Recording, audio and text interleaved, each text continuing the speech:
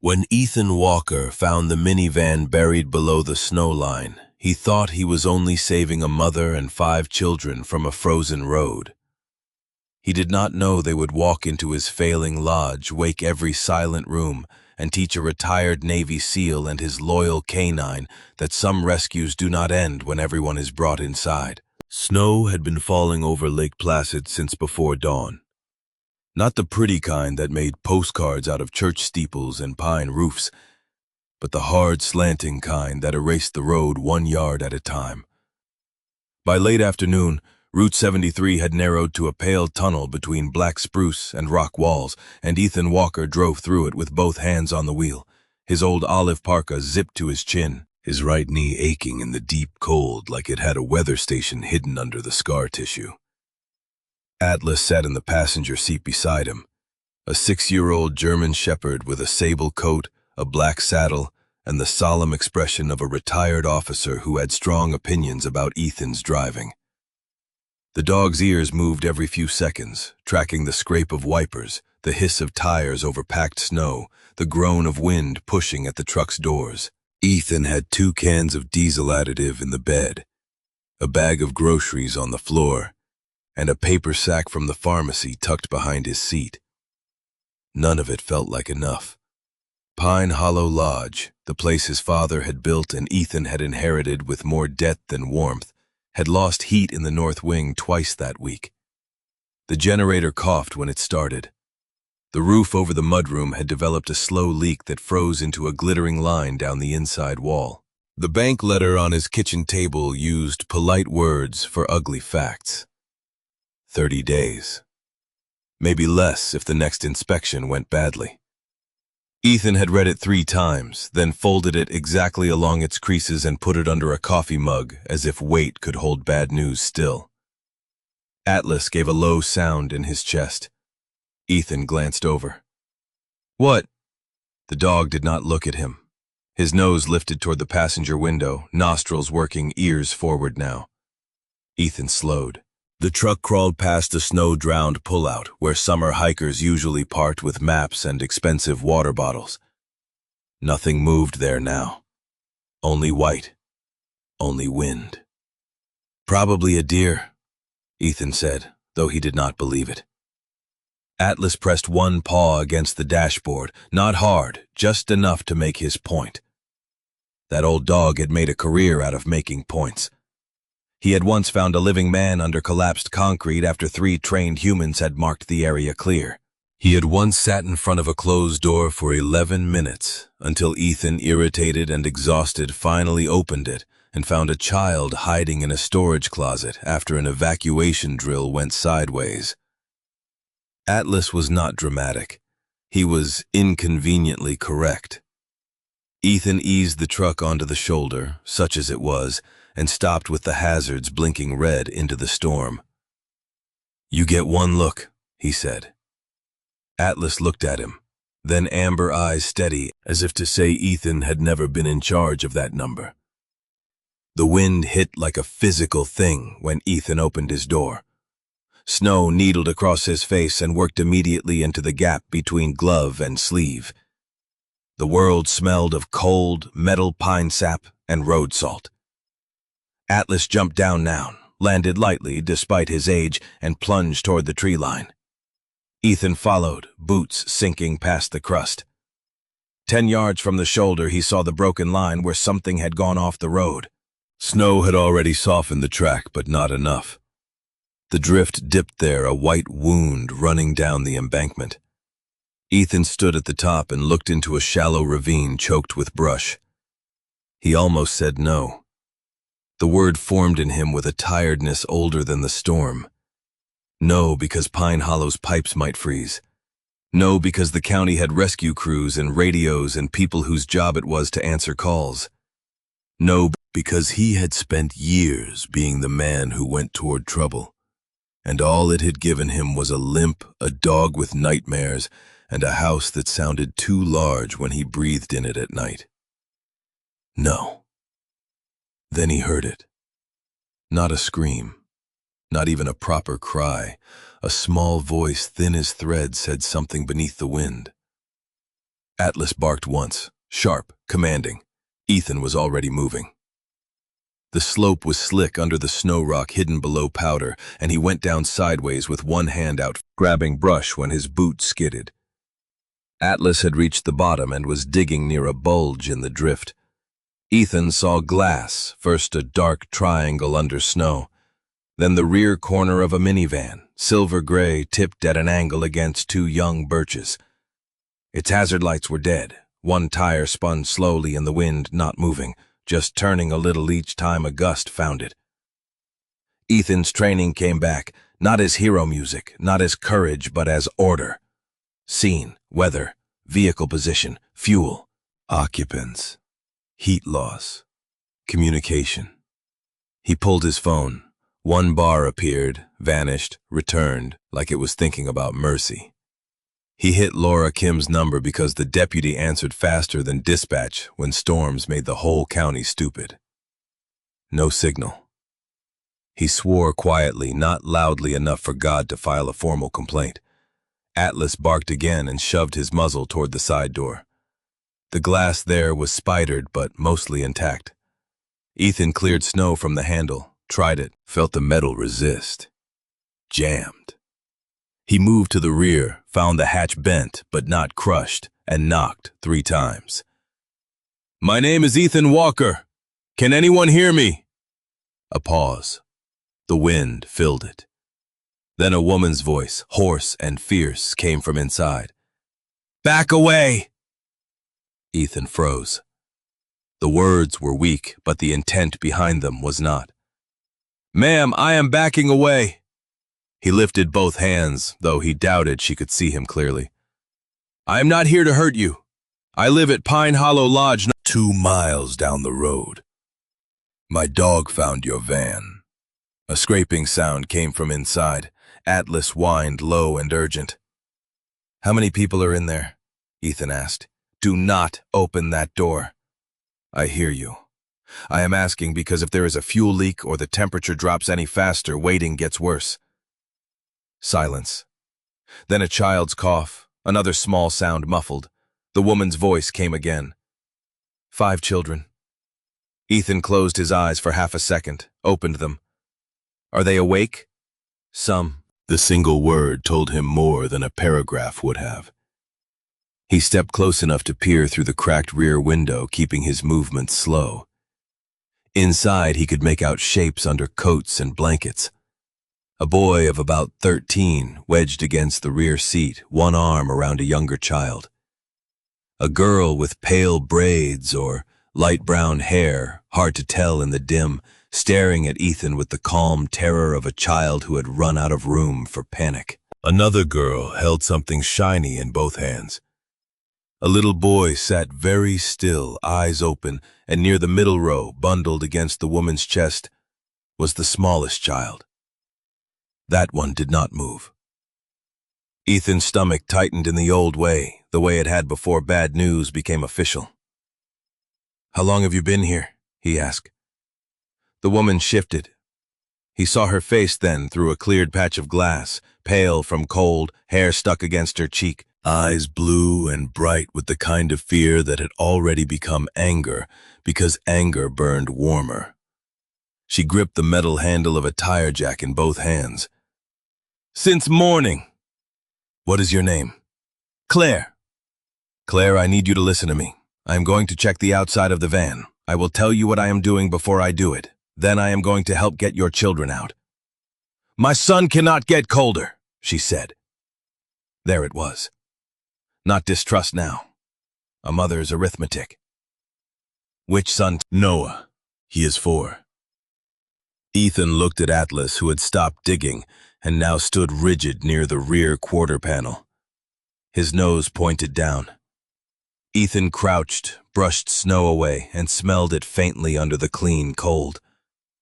Gasoline. Not heavy, not immediate flame, but present. Nearby, a snapped branch had pushed into the underside of the van. A wire hung loose near the rear light assembly, dark for now.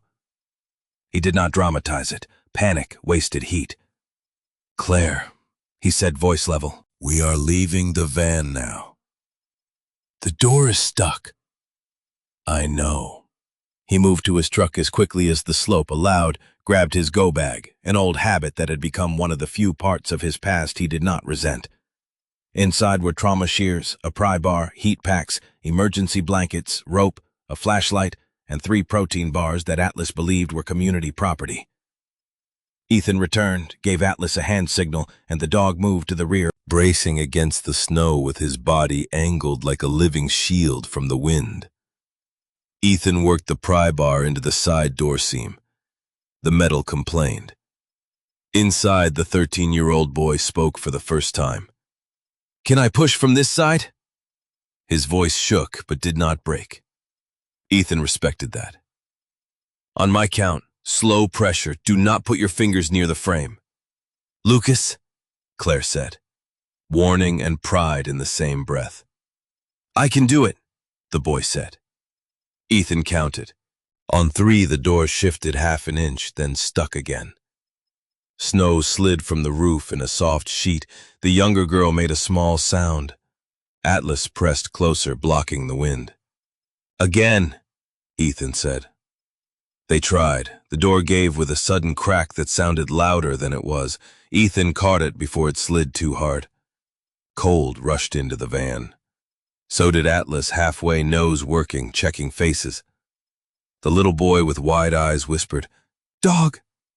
"That is Atlas," Ethan said. "He is bossy, but his references are excellent."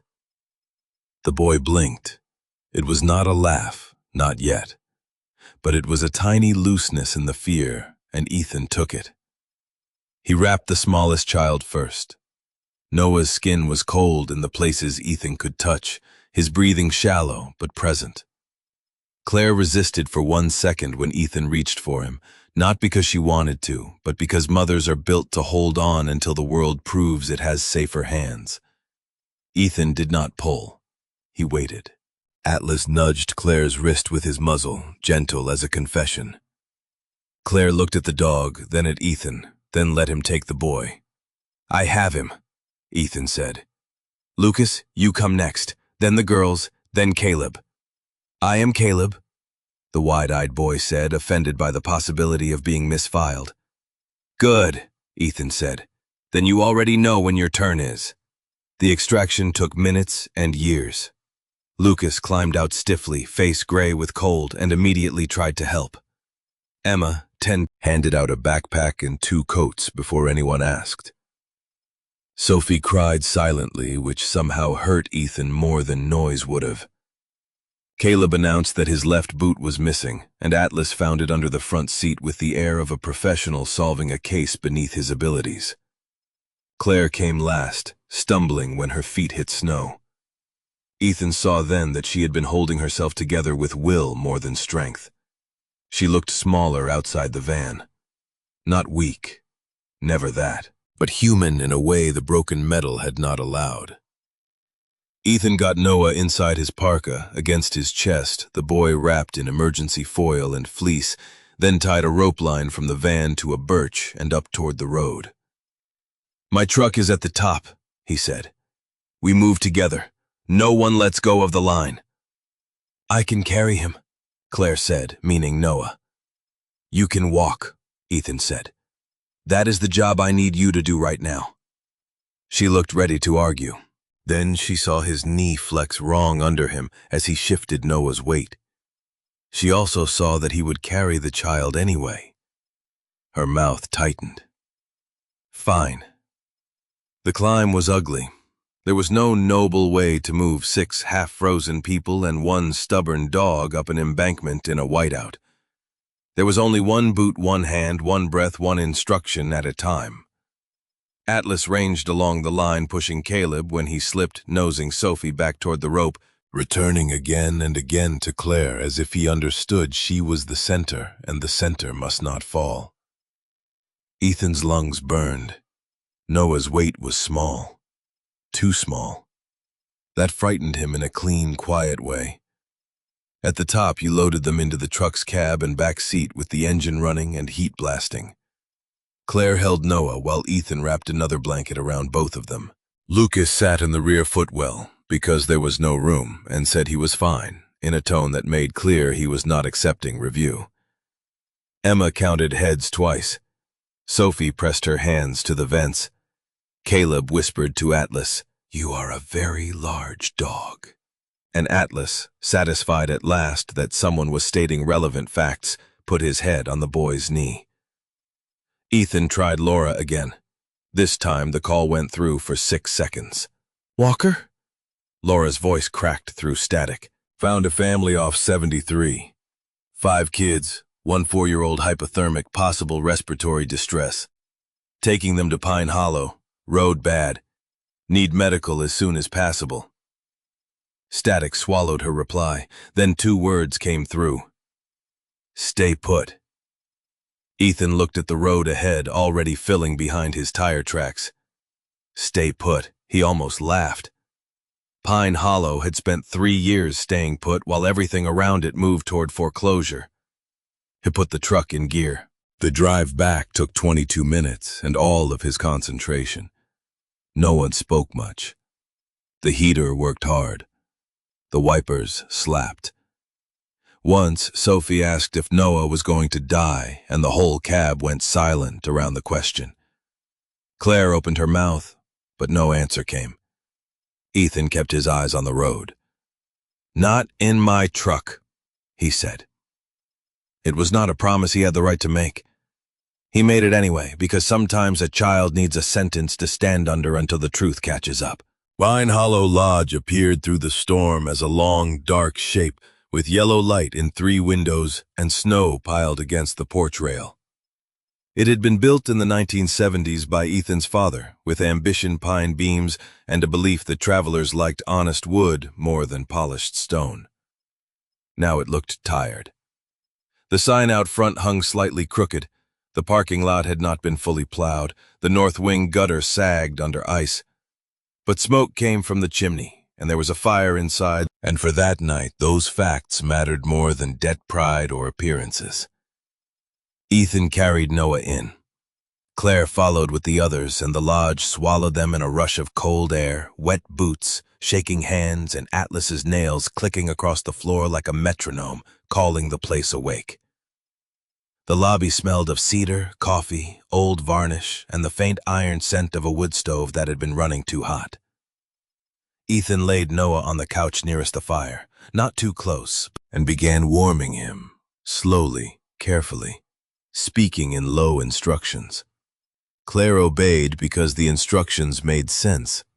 Lucas stood at the edge of the room, scanning for something to do.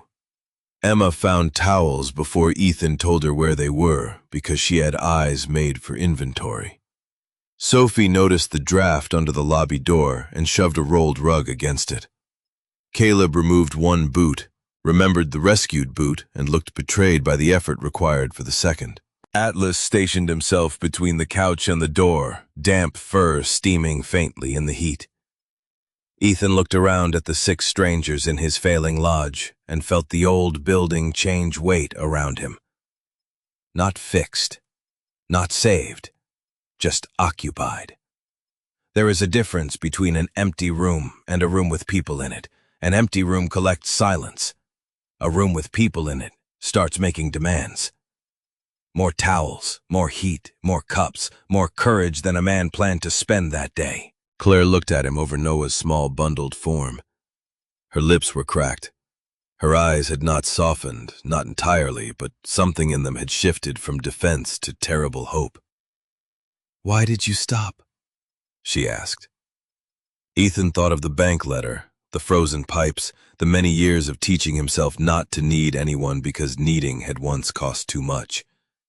He thought of Atlas, hearing what he had almost refused to hear. "Because my dog outranks me," he said. For one breath, no one knew what to do with that. Then Caleb gave a tiny, exhausted laugh. Sophie followed a little broken sound that still counted. Even Claire's mouth moved, barely. Ethan turned toward the kitchen before the moment could become too tender to survive. "I will make soup," he said. Behind him, Atlas laid his head beside Noah's blanket and did not move.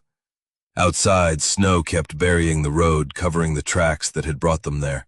hiding the minivan below the trees, closing the world down to one old lodge, one tired man, one faithful canine, and a family who had arrived with nothing but cold fear and the fierce will not to disappear. Then the lights flickered once, twice, and went out.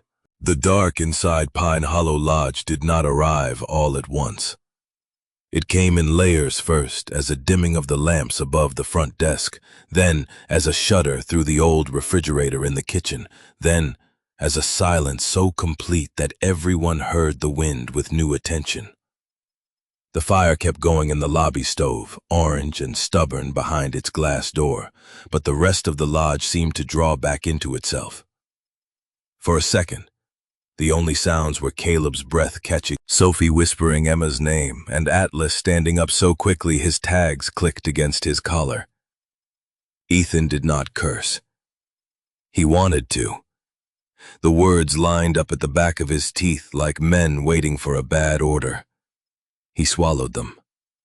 A mother with 5 children did not need to hear the owner of the only shelter in reach announce that his building was held together by prayer, unpaid invoices, and a generator with the temperament of an old mule. He took the flashlight from his belt and clicked it on, throwing a clean white beam across the room. "Everybody stays where they are for 10 seconds, he said. "No one moves in the dark unless I tell you." Claire looked up from Noah, one hand under the child's blanket, measuring warmth the way mothers do without instruments. "Generator? Probably. Probably is not my favorite word tonight. It is not in my top 5 either." Her eyes held his for a moment, and under the fear, he saw intelligence quick and unsentimental. She was already evaluating him. The room, the stove, the blankets, the distance to the door, the chance that he was hiding something worse. Ethan respected that. Trust given too fast in a storm could get people hurt. He turned the flashlight toward Lucas. "You, 13.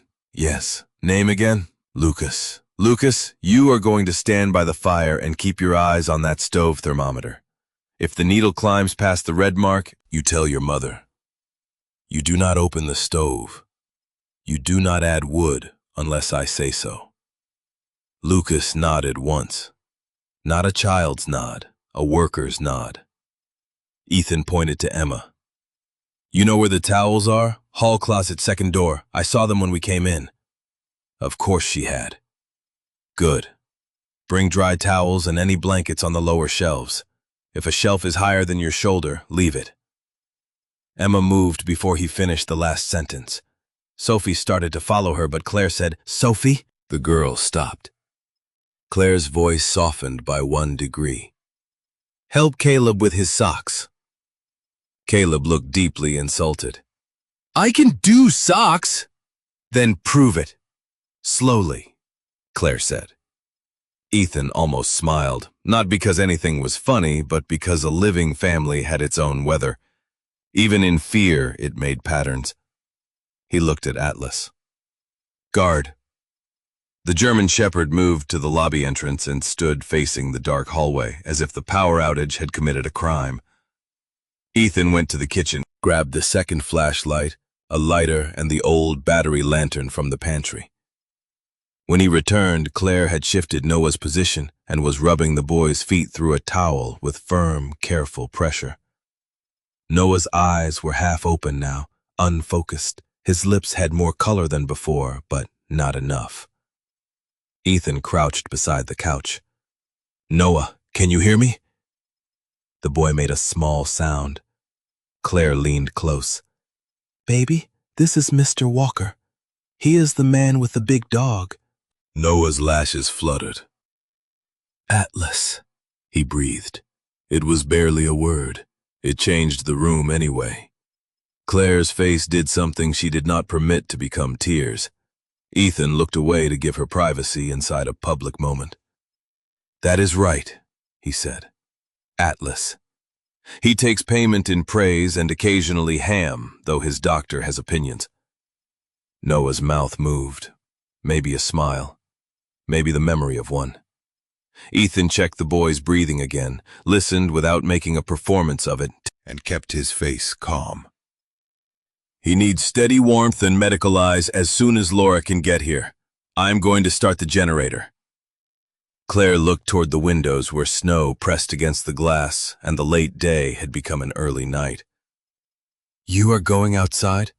Generator shed is 20 yards from the back door. 20 yards in this? I have walked worse. That does not mean you should. There was no softness in it, only fact. He liked her a little for that, and disliked the inconvenience of liking her. If the pipes freeze, if the well pump stays off, if the radio battery dies, this gets harder fast. He stood and felt his knee argue. Atlas stays here. The dog's head snapped toward him. Do not start, Ethan told him. Atlas stared. Your job is the family. Atlas huffed, which meant he accepted the order and wished to register disapproval with management.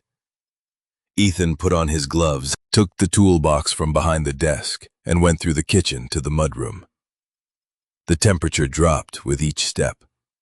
Pine Hollow's back door opened into a narrow service porch half buried in drift. Ethan should have shoveled it that morning. He had thought about it, then thought about the bank letter, the generator, the leak, the groceries, the road.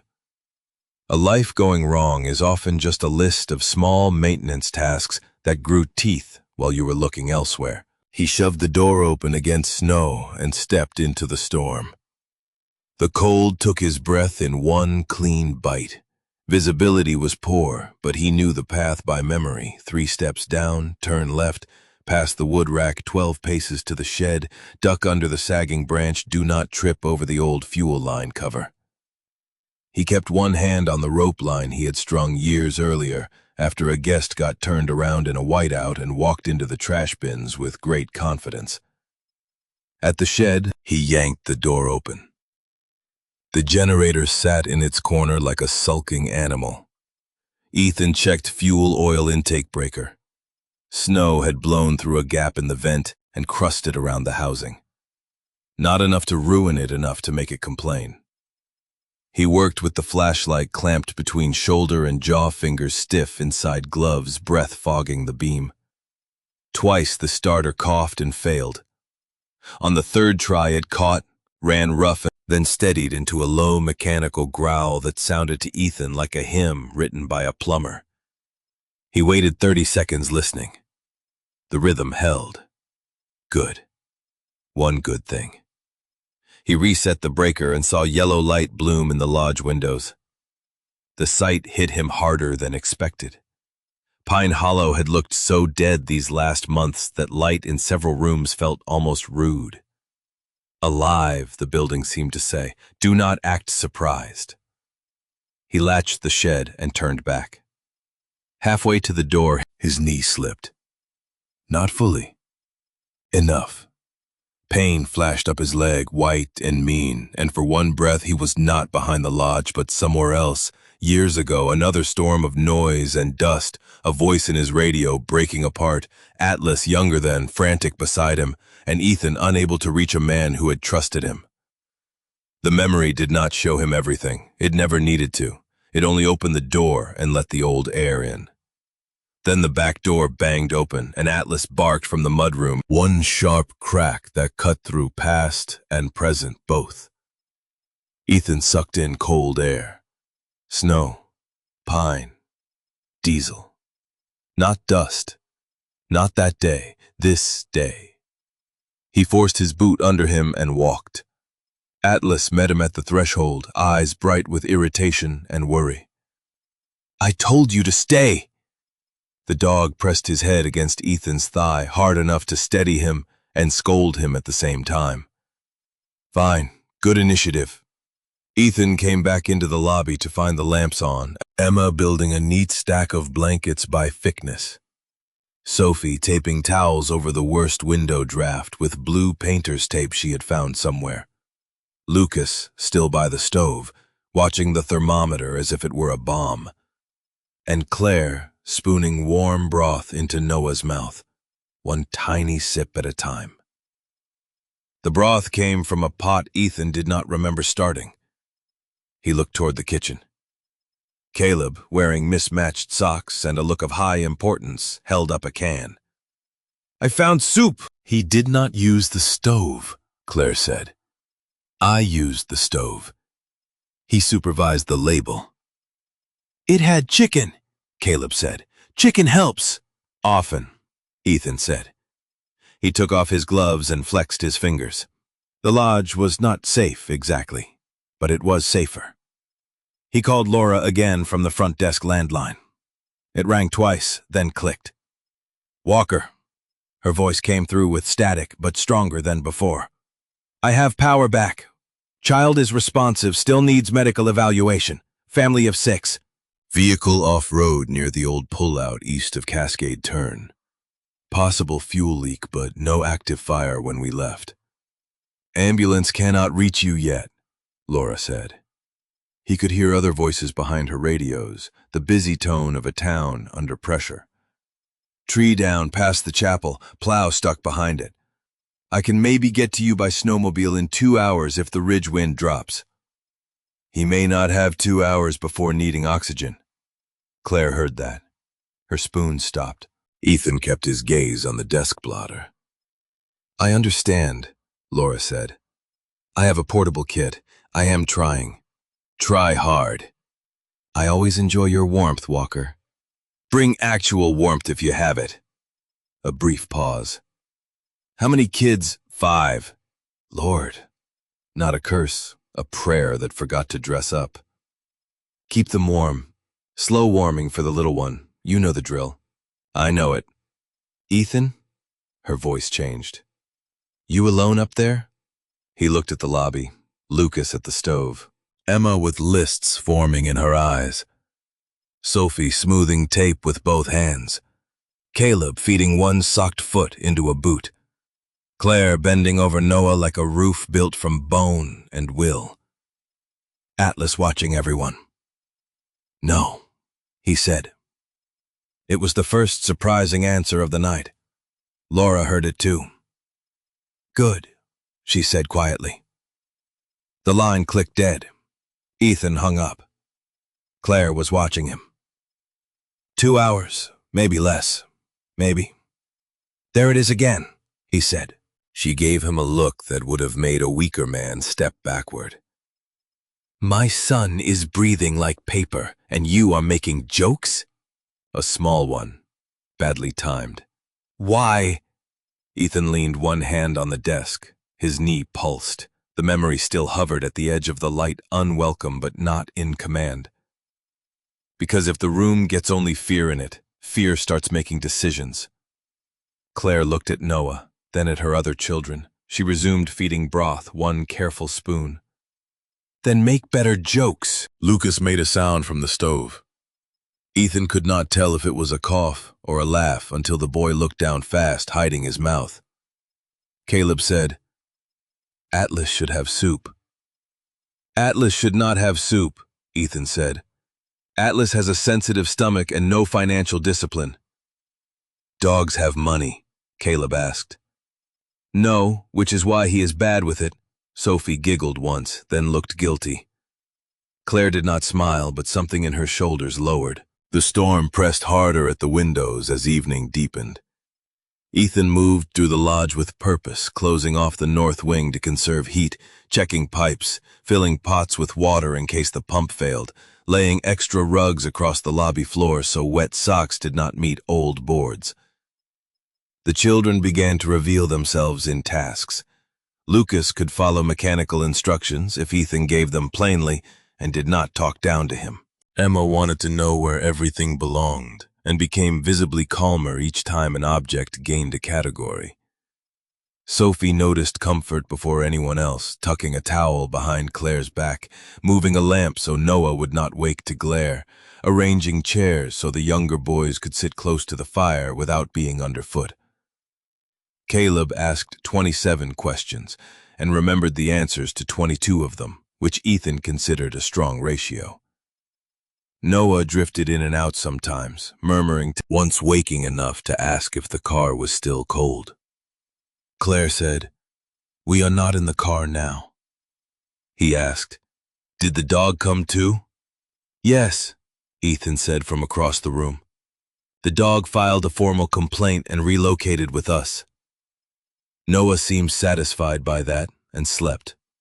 Around 7, Laura arrived like a rumor made solid, helmet powdered white, medical pack strapped to her back, face red from cold. Ethan met her at the kitchen entrance and took the pack. "Road. Ugly. That is your professional assessment?" "My professional assessment has more words and none of them are for children." She moved straight to Noah. Claire stiffened until Laura introduced herself, showed her hands, explained every step before touching the boy. Ethan appreciated that. Laura had learned long ago that frightened parents do not need authority first, they need clarity. She checked Noah, administered oxygen, listened to his chest, asked Claire questions, asked them again, differently, then sat back on her heels. "He needs the hospital when we can move him, but he is doing better than he had any right to be doing." Claire closed her eyes. Her hand found the edge of the couch and gripped it. "Is he safe?" "Safer," Laura said. "Not done. Safer." Claire nodded. She could live with honest increments. Ethan could see that. While Laura tended the others, checking fingers, toes, temperature signs of shock, Ethan went to the kitchen and made more soup, this time on purpose. Pine Hollow's kitchen had once fed skiers, church groups, family reunions, one disastrous bachelor party his father had described with the phrase, "never again," for 15 consecutive years. Now its big steel pots hung unused over a stove that still worked better than most things in the building. Ethan opened cans, added broth, rice, frozen vegetables, leftover chicken, and a little pepper because suffering did not require blandness. The smell moved through the lodge slowly, chicken and steam and onion powder, humble as a hand on a shoulder. Emma appeared in the doorway. "Do you want bowls?" "Cabinet left of the sink." She opened it. "How many?" 9. She counted silently. "There are 8 people." "Atlas believes he is people." "Is he getting soup?" "No." "Then 8. Ethan glanced at her. "You negotiate hard." "I count right." She took down 8 bowls. A few minutes later, Sophie arrived with spoons. Caleb came carrying napkins and dropped only 2. Lucas helped Ethan carry the pot, though his hands trembled from exhaustion by the end. Claire ate because Laura told her she would be no use to Noah if she fell over. She did not eat much. Enough. Ethan watched without appearing to. The trick with proud people was to leave dignity beside the help like a chair they could sit in. Later, when the children had been arranged in blankets near the fire and Noah's breathing had settled into something less frightening, Claire stood in the lobby and looked around properly for the first time. She saw the patched beams, the faded photographs of skiers from another decade, the stone fireplace with one cracked tile, the front desk bell, the stack of unpaid maintenance in every corner. Ethan had stopped seeing because shame is a poor housekeeper. "This place used to be busy," she said. "Yes." "Your family's, my father's. Where is he?" Ethan put another piece of wood in the stove. "Gone 6 years." She heard what he did not say and did not press. Instead, she looked toward her children. "We cannot pay for rooms. No one asked." Her jaw set. "I am telling you before anyone makes assumptions. I have $43, a half tank of gas in a van that may not run, and 5 children who eat like weather systems." Ethan closed the stove. "That last part I had guessed. We will work." "Claire." "No." She turned on him with sudden heat, not loud because Noah slept, but fierce enough to warm the room by 1 degree. "Do not do the thing where a good man acts offended because someone needs to pay their way. I have lived under the roof of a man who called every dollar his and every mistake mine. I will not put my children under another roof where gratitude is the rent and silence is the lease. The lobby went still. Lucas had opened his eyes. Emma pretended not to listen, and listened with her whole body. Ethan felt the sentence land in places he did not offer tours of. Atlas, who disliked raised emotion, walked to Claire and leaned lightly against her leg. She looked down, startled. The dog looked up at her as if she had passed some test he had not announced. Ethan nodded once. "All right." Claire blinked.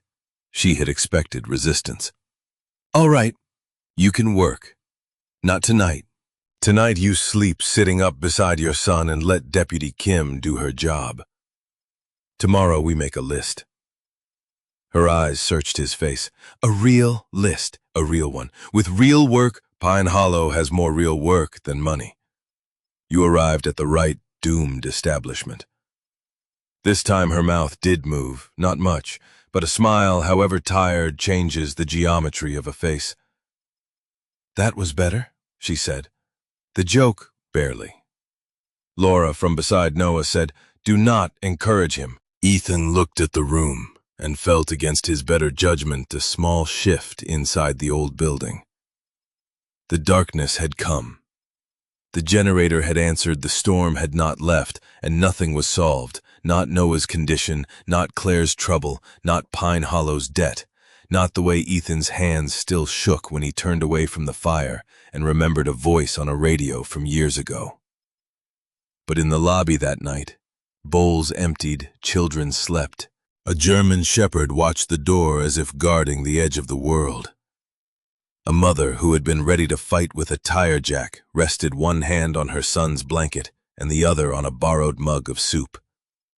Ethan sat in the chair opposite the couch because Laura ordered him off his knee, and for the first time in months, Pine Hollow Lodge did not sound empty when the wind moved around it. Near midnight, the radio on Laura's pack crackled. She leaned toward it, listened, and her face changed. "Ethan," she said softly. He sat forward. "What?"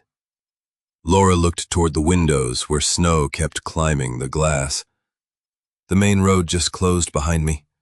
No ambulance tonight. We are here until morning." Morning did not so much arrive at Pine Hollow Lodge as pale slowly behind the storm. The windows went from black to gray to a color like tin, and the snow kept falling as if the sky had signed a contract with the mountain and intended to honor every clause. Ethan had slept for 40 minutes in the chair by the stove, one boot still on the other half untied, because he had started to remove it and lost the argument with consciousness midway through. He woke when Atlas put a cold nose against his wrist. The dog stood beside him, ears high, tail still. Not alarm, assessment. Ethan blinked, listened, and heard the lodge breathing around him. Fire settling, generator humming in the distance, pipes ticking. A child coughing softly. Laura murmuring to Claire near the couch. No screaming, no crash. No immediate disaster presenting itself for inspection. "Luxury," he muttered. Atlas gave him a look that suggested standards had fallen. Ethan tied his boot and stood carefully. His knee had stiffened into a hinge made of gravel. Across the lobby, Noah slept under 2 blankets and an oxygen cannula, his color better than it had been during the night. Claire sat on the floor beside him with her back against the couch, awake because mothers in crisis do not sleep so much as blink for longer periods. Her hair had dried in uneven waves around her face. Someone, probably Sophie, had found a clean flannel shirt from the lost and found box and draped it over her shoulders. Claire's fingers rested lightly on Noah's blanket, rising and falling with each breath. Laura looked up from her notes. "He is holding." Ethan nodded.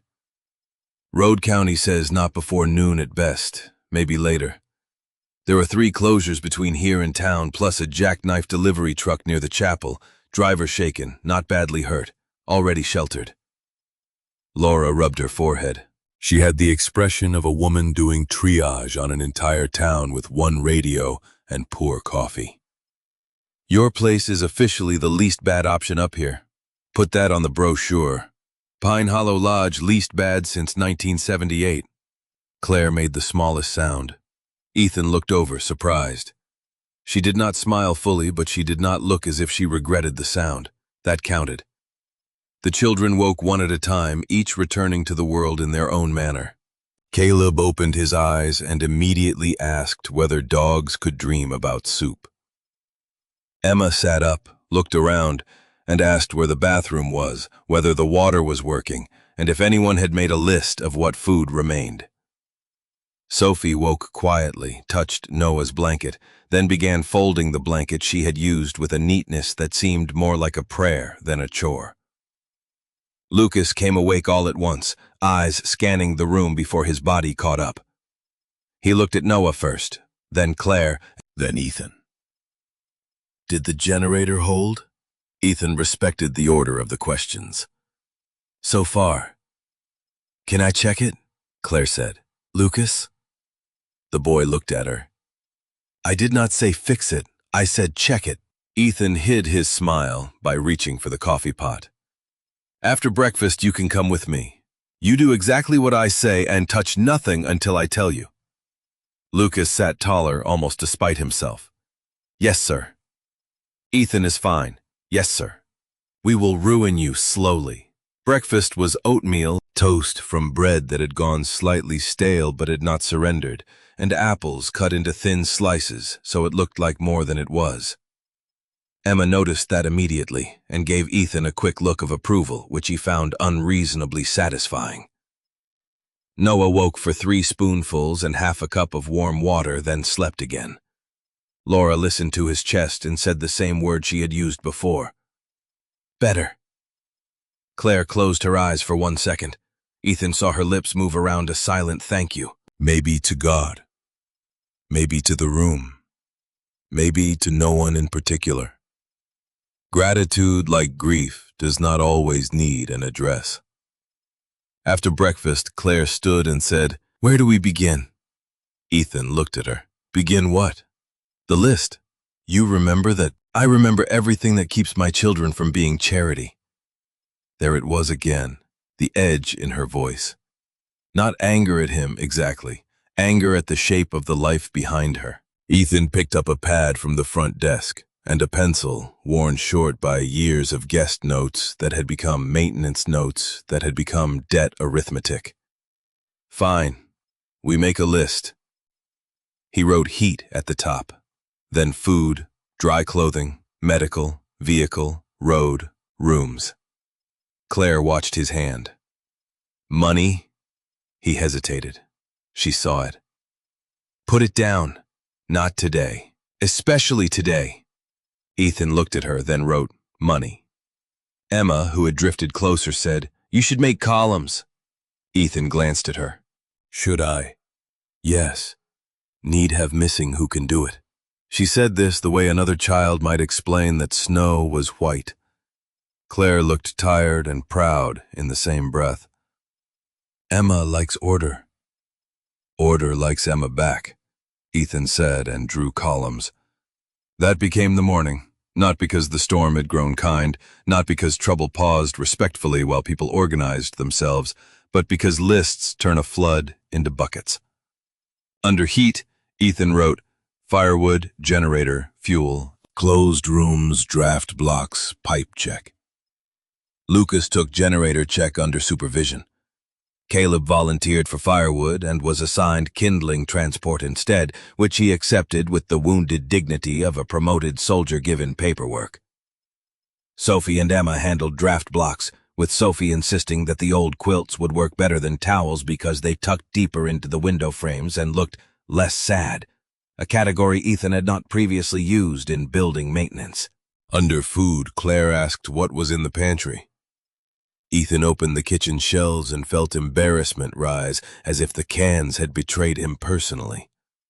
Beans, rice, oats, soup, coffee, peanut butter, 3 onions, potatoes starting to soften, frozen chicken, and enough pancake mix to feed either 8 people once or one depressed man for several grim Sundays. Emma counted. Claire calculated. We can stretch this for 2 days comfortably. 3 if the road stays closed and nobody complains. Caleb appeared in the doorway. I will complain quietly. That is growth, Claire said. Under dry clothing, Sophie discovered Pine Hollow's lost and found trunk, a museum of forgotten ski hats, fleece pullovers, mittens without partners, and one neon scarf so bright Atlas barked at it. Noah, awake for a few minutes, whispered that the scarf looked like a sun snake, and Sophie decided at once that this was its official name. The name stuck. Even Laura used it later with a straight face, which Ethan considered evidence of fatigue. Under rooms, Ethan closed the north wing fully and opened the old game room because it had a fireplace insert that still worked and could be made into a sleeping area if more people got stranded. Claire walked through it, with him stepping around stacked chairs and a broken foosball table, seeing not failure, but possibility. This wall needs plastic over the window. I have rolls in the basement. The rug smells like wet dog. Atlas, who had followed them in, looked offended. Not you, Claire told him. Atlas accepted this after consideration. The chairs can be moved to the side. Children can sleep here if needed, adults in the lobby, sick people near the stove. Ethan watched her rearrange the room in her head. It was not magic. It was competence. The kind a person gets when no one else is coming and 5 children still need dinner. You have done this before, he said. She kept looking at the room. Made something out of not enough, yes. I meant organized shelters. So did I. He let that stand. Around noon, the storm eased enough to show the vague outline of trees. Laura stepped outside to radio from the porch, hoping for better reception. Ethan and Lucas went to the generator shed with Atlas pushing ahead through the trench Ethan had dug earlier. The air had the brittle quiet that comes after hours of wind, as if the world is listening to itself. Lucas moved carefully, boots too big because they were borrowed from the lost and found and stuffed with extra socks. Ethan opened the shed and angled the flashlight. Tell me what you see. Lucas frowned, studying. Fuel line, housing, belt. Snow got in there before. Good. It is vibrating weird. Ethan looked at him. Where? The boy pointed, not touching. There, the bracket. Ethan crouched. The mounting bracket had loosened one bolt working out under the vibration. Left long enough, it would have made a small problem. Expensive. Good eye. Lucas looked away quickly, the compliment landing somewhere tender. My dad had an old truck. I watched mechanics because he never wanted to pay them twice.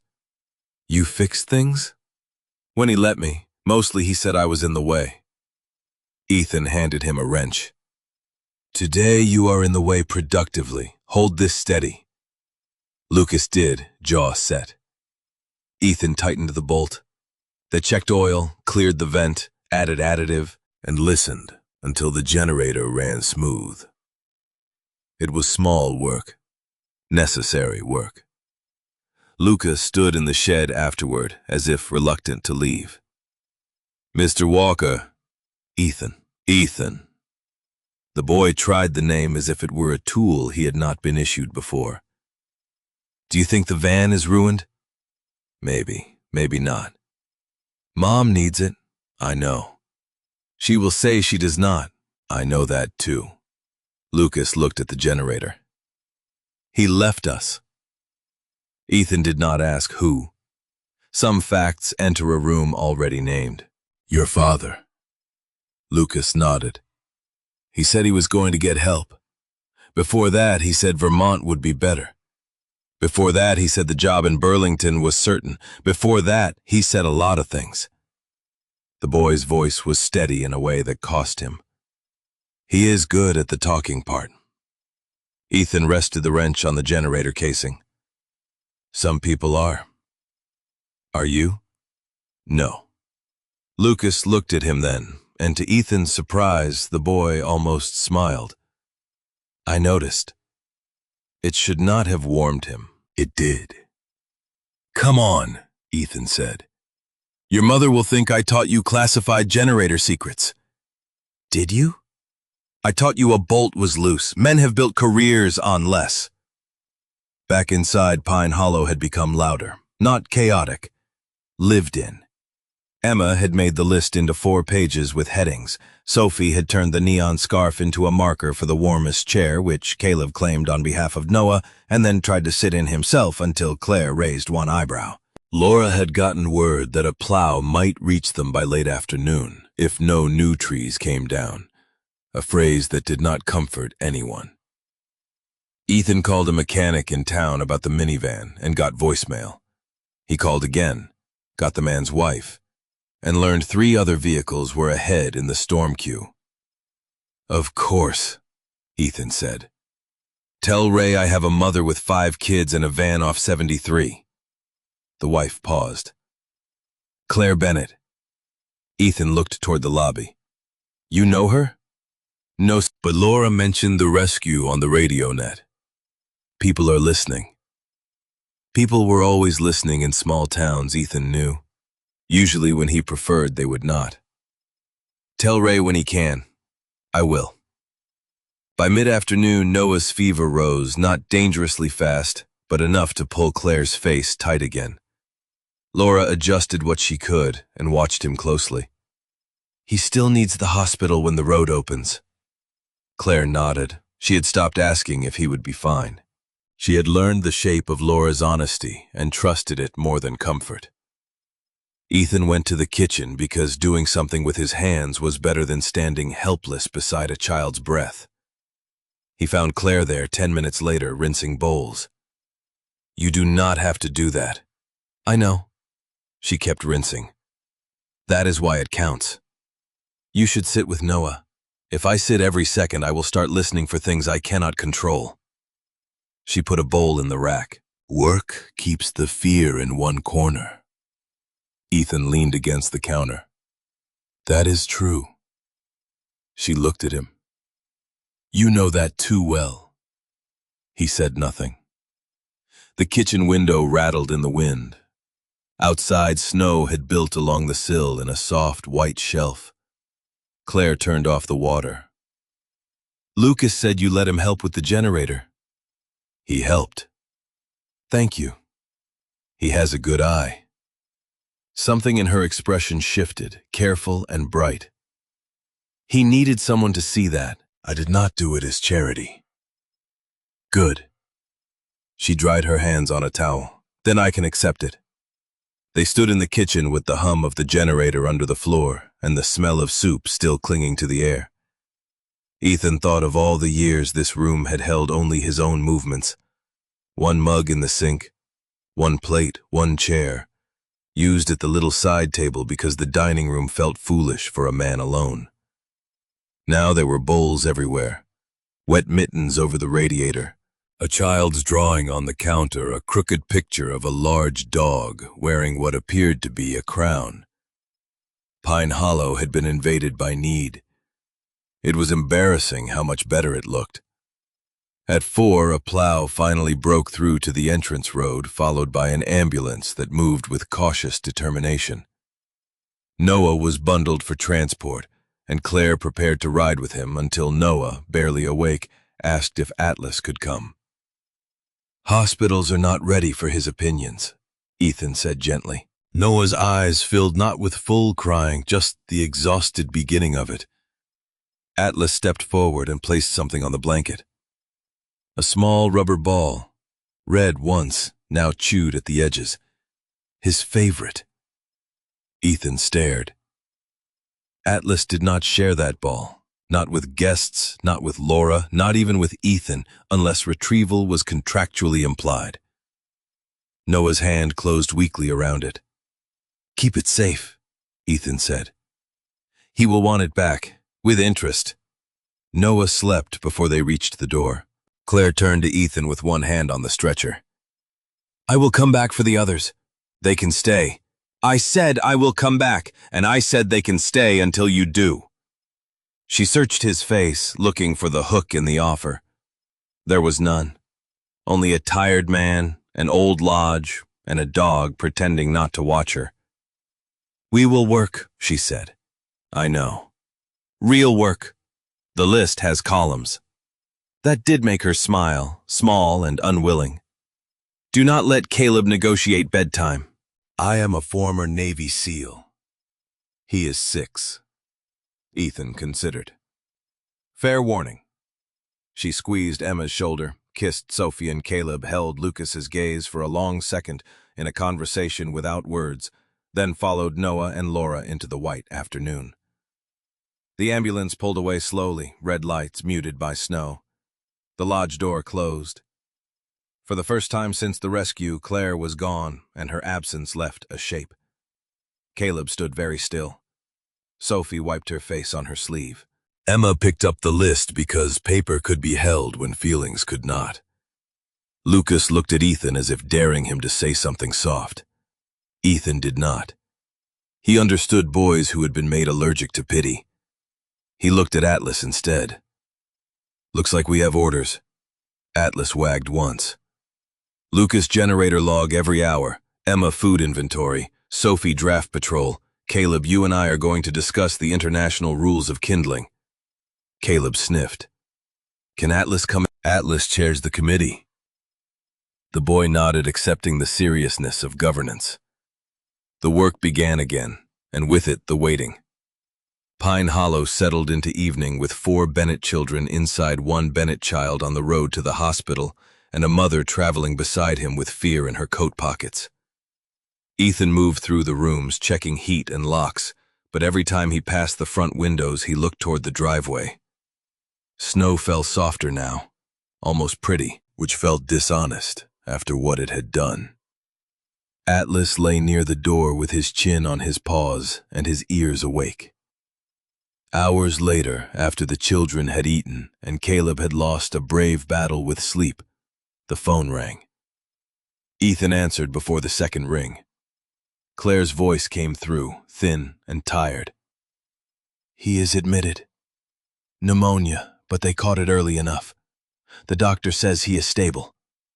Ethan closed his eyes. Around him, the lodge seemed to exhale through every old board. Good. I am staying with him tonight. Good. Are they all right? He looked at Lucas, pretending not to listen, Emma gripping her pencil, Sophie frozen by the stove, Caleb asleep under the sunsnake scarf. They are all right.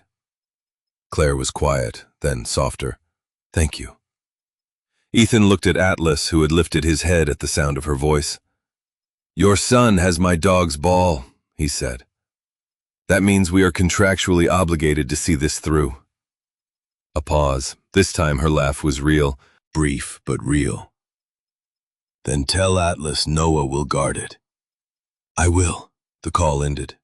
Ethan turned to tell the children. Before he could speak, Lucas read his face and sat down hard on the nearest chair, relief making him look younger than 13. Sophie started crying openly now that the news allowed it. Emma wrote stable beside Noah's name on the list, underlined it twice, then put the pencil down with great care. Outside, the storm thinned into drifting flakes. Inside, Pine Hollow Lodge held. But late that night, after the children slept and Ethan stood alone at the front desk, he saw headlights crawl up the drive. Not an ambulance, not Laura's cruiser. A black SUV stopped beside the crooked sign, clean enough to look insulting in the snow. A man stepped out in a dark wool coat and polished boots, looked up at Pine Hollow as if measuring it for removal, and knocked once on the front door. The man at the front door removed one black leather glove before Ethan opened it, a small gesture that told Ethan more than the man's coat, boots, or vehicle. Some people dressed for weather. Some people dressed for rooms they intended to control. This man had dressed for both. Snow moved around him in pale sheets, catching on the shoulders of his dark wool coat and melting there without making him look any less polished. He was in his mid-50s, broad through the chest, silver at the temples, with the kind of face that could arrange concern and calculation using the same muscles. Behind Ethan, Atlas stood in the lobby with his head low and his ears forward. The dog did not bark. He saved barking for uncertainty. This was not uncertainty. "Mr. Walker," the man said. "Martin Hale, Northline Properties." Ethan did not step aside. "Road is closed. Not for everyone, apparently."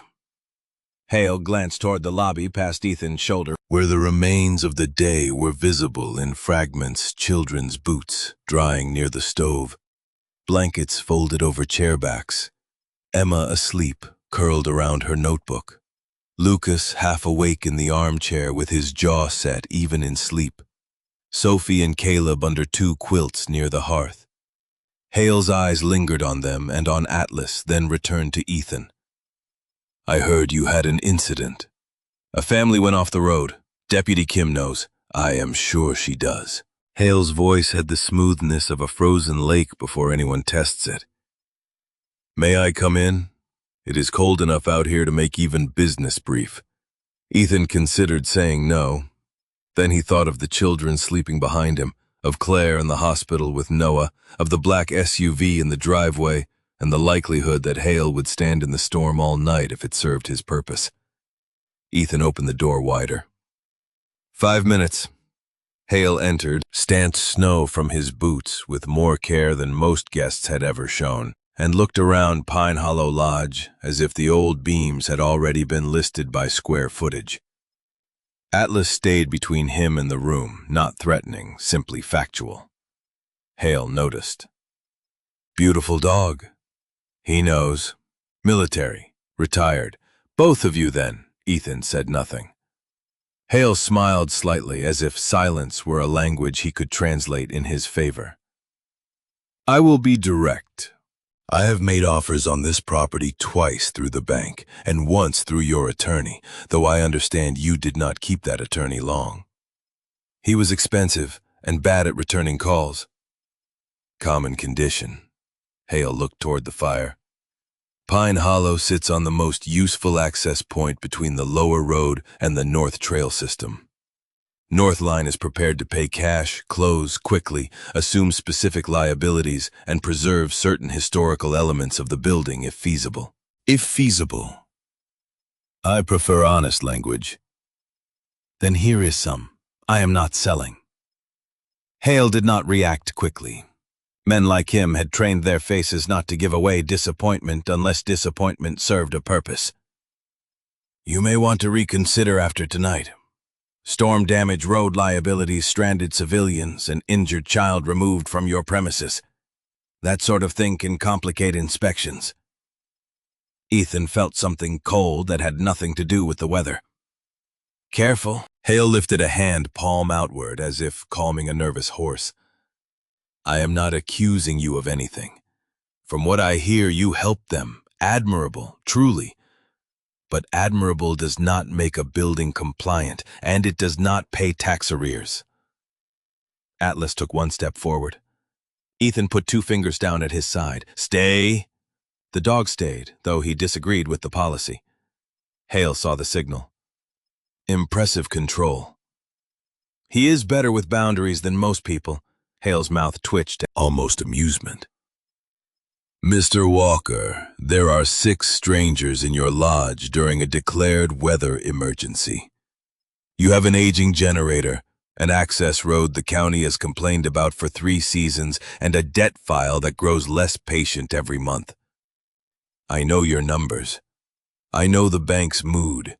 I know the winter traffic patterns. I am offering you a way out before the choice is made for you." Ethan's hands were relaxed. He made sure of that. In the team's anger had been a luxury item, useful only when it could be spent with precision.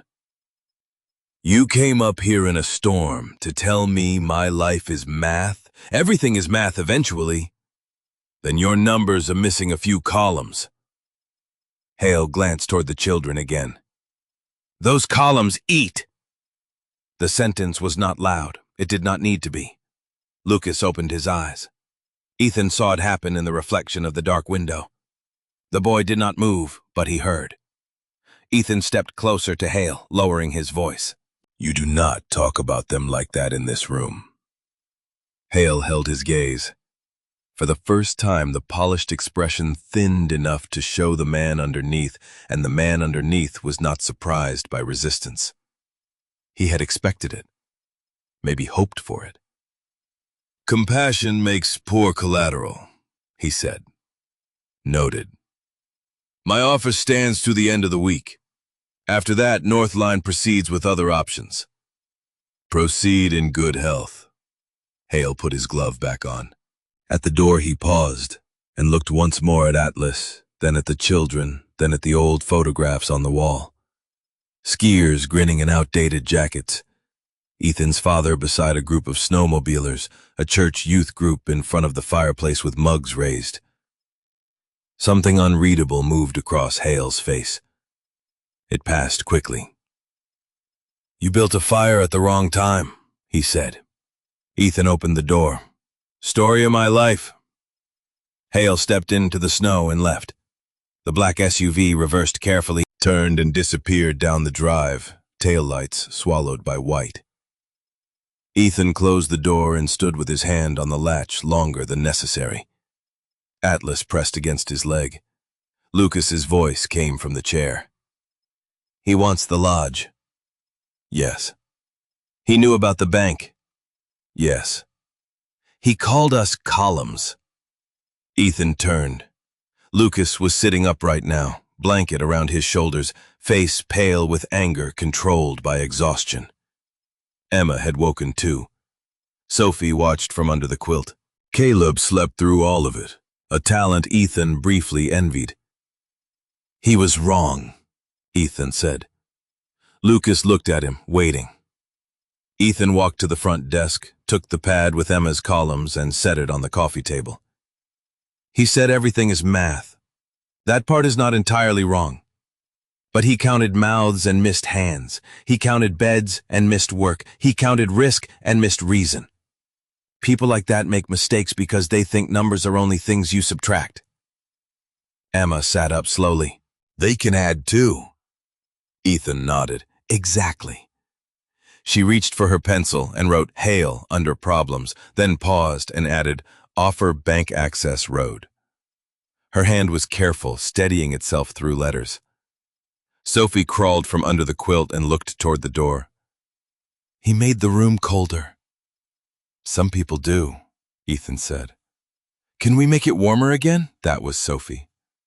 8 years old and already aware that rooms had moods, that curtains mattered, that light could be placed like mercy. Ethan looked at the fire. Yes. How? We start with wood. Lucas stood too fast and swayed. Ethan pointed at him. Not you. I can carry wood.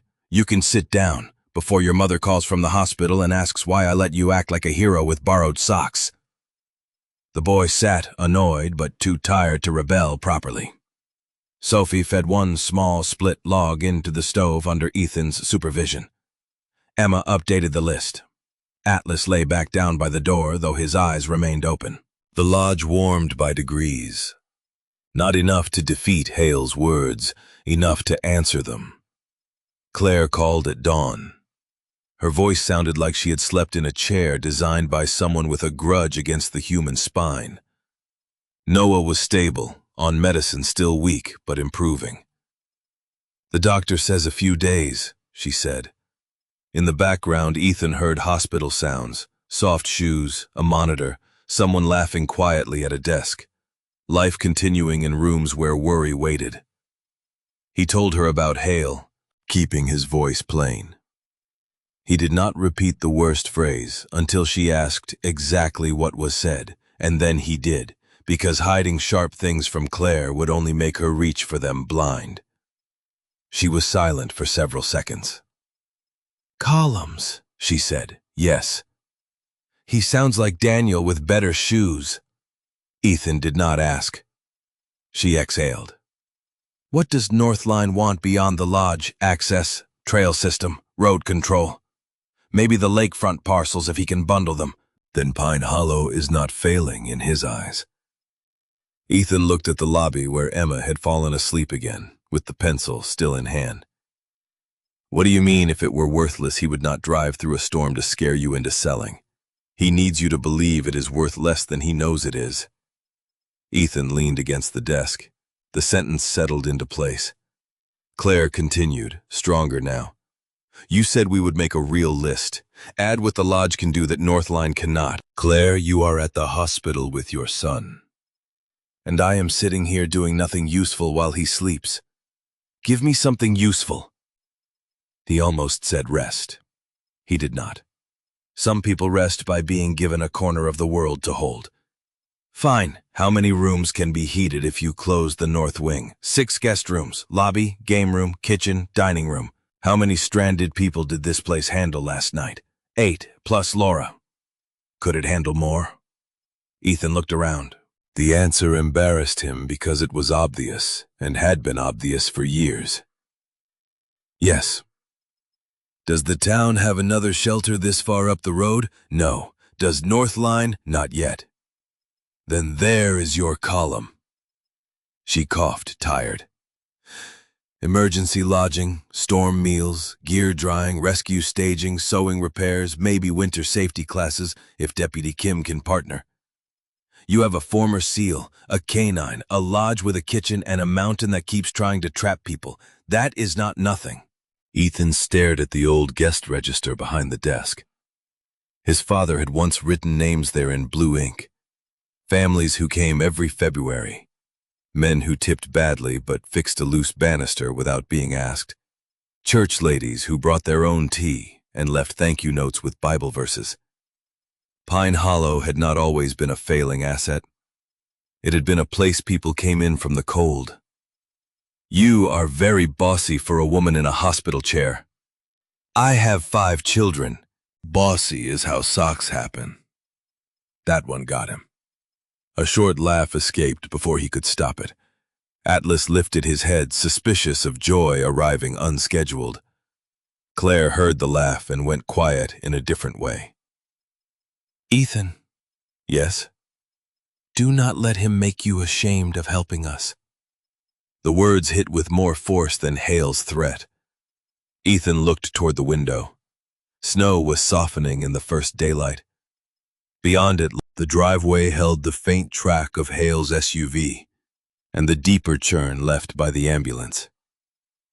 I will try. Do better than try. There she is. I mean it. I know. After the call, the day became work. Ethan contacted Laura, who was still coordinating storm recovery, and asked what it would take for Pine Hollow to become an informal emergency warming site. Laura did not laugh. That told him something. Informal is easy, she said. You already did it. Formal gets annoying. Inspections, generator capacity, fire exits, food handling, insurance. But annoying is not impossible. Send me the list. You hate lists. He looked at Emma, who had appeared at the desk like a small auditor summoned by destiny. I have staff now. Emma held out her hand for the phone. Ethan did not give it to her. He did put the call on speaker. Laura began naming requirements, and Emma wrote with ferocious concentration. Fire extinguishers, exit lights, emergency blankets, radio backup, potable water, basic first aid supplies, generator maintenance log, snow clearance plan, contact chain.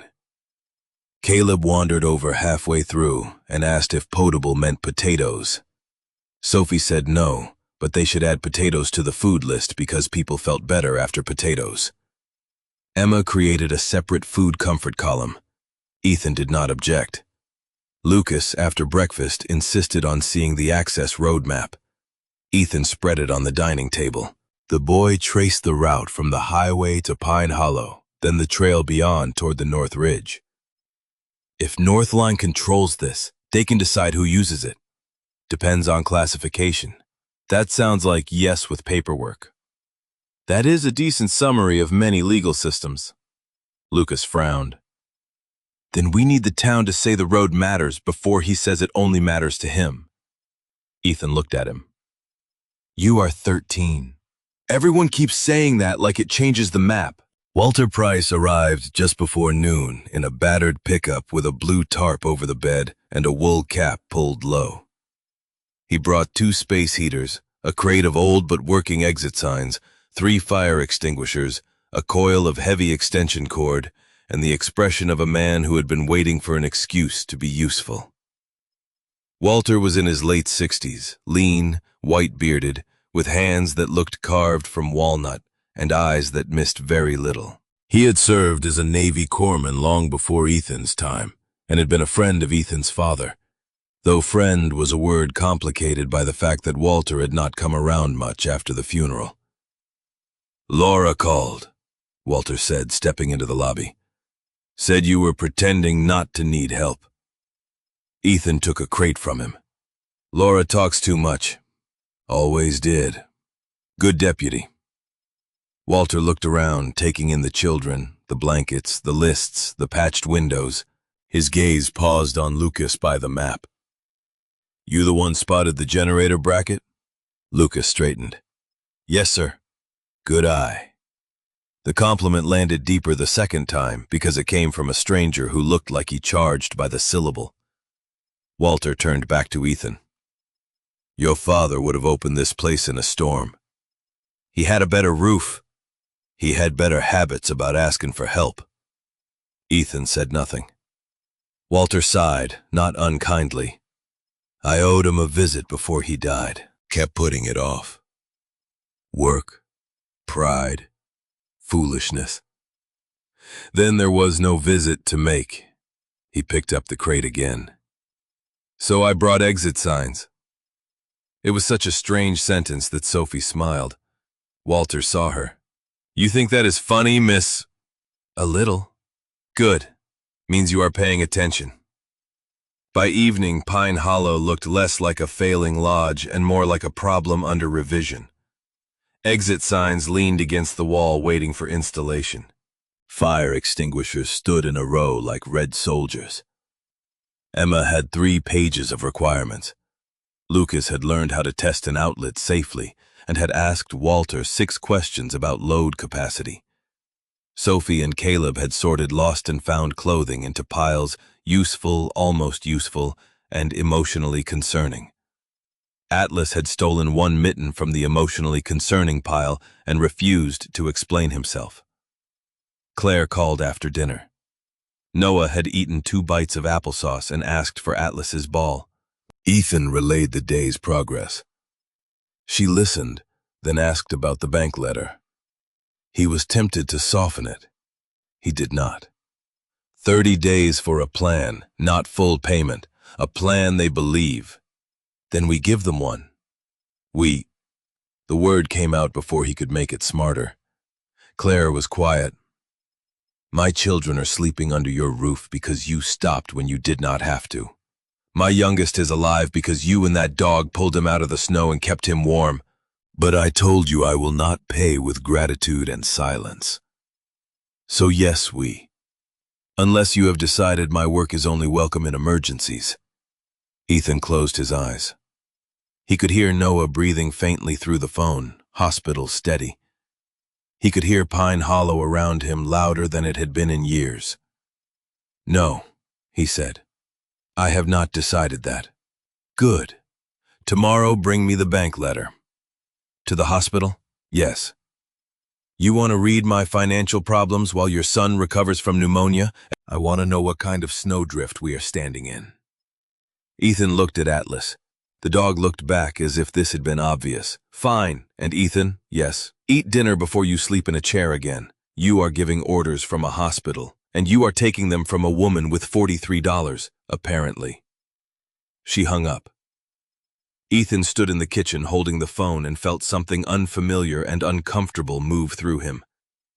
Not romance. Not yet. Not anything so simple. It was the sensation of another person stepping into the same weather and refusing to pretend the storm belonged only to him. Outside, the plow passed once on the highway below a low scrape through the night.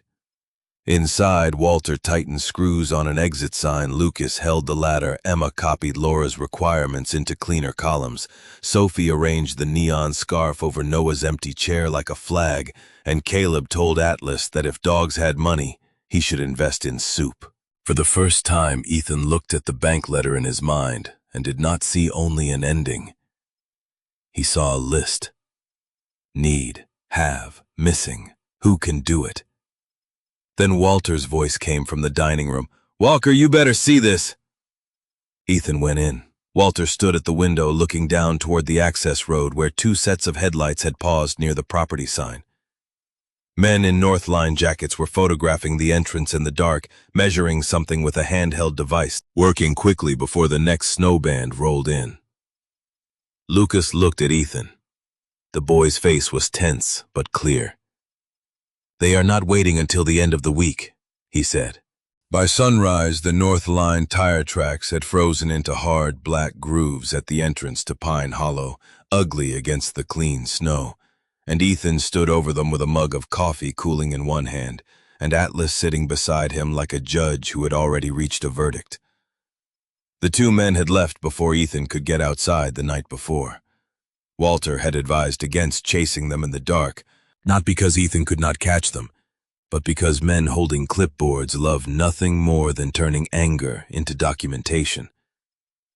Laura agreed by phone with the weary certainty of a deputy who had spent years watching small conflicts grow official teeth. "Take pictures," she said. "Write down time, location, license plates if you got them. What they touched, who saw it. Then do not threaten anybody. You take the joy out of civic life. I preserve your ability to win later." So Ethan took pictures. Emma labeled them in the log. Lucas sketched the position of the vehicles with surprising accuracy. Walter made a note about property boundaries. Sophie asked if the entrance sign always looked that sad or if Northline had made it worse. Ethan looked at the sign, Pine Hollow Lodge, carved into wood, weathered pale by years of storms, one chain longer than the other, so the whole thing tilted like it was listening to bad news. "It has looked that sad for a while. We should fix it," she said. "A sign is how a place introduces itself." Walter pointed a pencil at her. "That is the first intelligent thing anyone has said about signage in this valley since 1989. Sophie looked pleased and tried not to. That morning became the first day Pine Hollow did not merely shelter the Bennett children, but accepted their influence. It happened without ceremony, the way real changes often do. Ethan drove to the hospital with the bank letter, a thermos of soups, clothes for Claire from the lost and found that Sophie had inspected for dignity, and Atlas's empty collar tag pouch because Noah had asked whether the dog had army treasures. Atlas came along, of course. Leaving him behind would have been easier in theory and impossible in practice. At Adirondack Medical, Noah lay propped against pillows smaller than Ethan remembered, and yet more present, his dark hair flattened on one side. Atlas's red ball clutched in his hand. When Atlas entered, escorted with solemn permission from a nurse who said she was bending rules only because the whole town had heard the story and because Atlas looked cleaner than most visitors, Noah's face changed. Not a smile exactly. A light turning on behind thin curtains. Atlas approached the bed slowly, placed his chin on the blanket and held still. Noah touched the dog's head with 2 fingers. "I kept it safe," he whispered, opening his hand to show the ball. Atlas sniffed it, then pushed it back toward him with his nose. The nurse made a sound and pretended to adjust tubing so no one would see her eyes. Claire sat beside the bed wearing the borrowed flannel shirt and the expression of a woman who had spent the night counting breaths and bargaining with God in practical terms. Ethan handed her the thermos. "You ordered dinner. I ordered you to eat dinner. This is different." "I ate." "What? Food." That answer would not satisfy Emma. Emma is a higher court. Claire's mouth moved. Then he gave her the bank letter. Her face changed as she read. She did not panic. That impressed him, though he was beginning to understand panic was not her style. Claire did something harder. She accepted the bad number and looked for the hinge. "They do not need full repayment," she said after several minutes. "They need confidence." That is one word for it. No, it matters. If the bank wanted to end this today, the tone would be different. "This letter is a door they can close but have not closed yet." She tapped the paper. "They want a plan with income-reduced liability inspection progress and maybe community use. The storm shelter idea helps. It also creates liability. So does doing nothing and letting people freeze on the road outside." Ethan looked toward Noah. The boy had fallen asleep with one hand on Atlas's head. Claire followed his gaze, and for a moment the bank disappeared. Then she folded the letter carefully. "I can help with the plan. You have Noah. Noah has doctors. I have a chair, a pen, and a brain that needs something to do besides imagine terrible things." He heard no self-pity in her voice, only work asking to be given a name. "All right, I will need your monthly expenses, Claire. All of them. That is not light reading. Neither is a hospital discharge packet, but here we are." She held out her hand. "Bring the envelope next time." Ethan looked at her palm, then at her face. He had kept his father's envelope accounting private for years, partly out of pride, partly because numbers written by hand felt more personal than numbers in a bank file. They showed not just debt, but habit, hope, avoidance.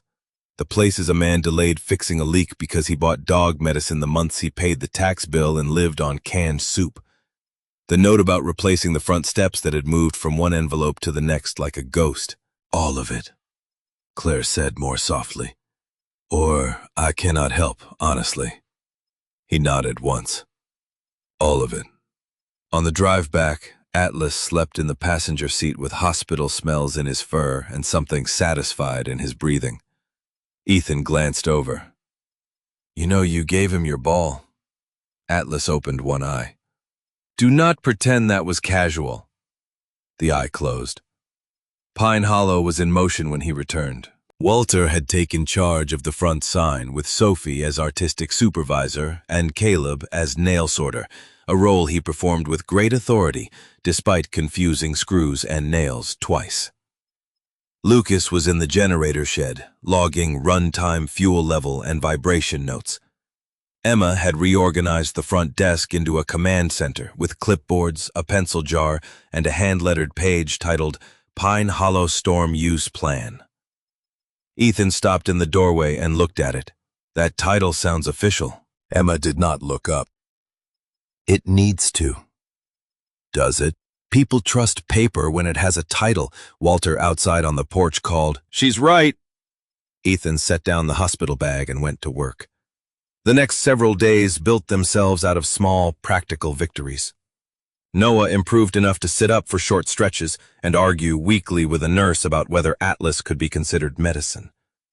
Claire drafted the first version of Pine Hollow's income plan from the hospital, sending questions through Ethan and sometimes through Laura, who had become the unwilling mail carrier for a family business that did not yet exist.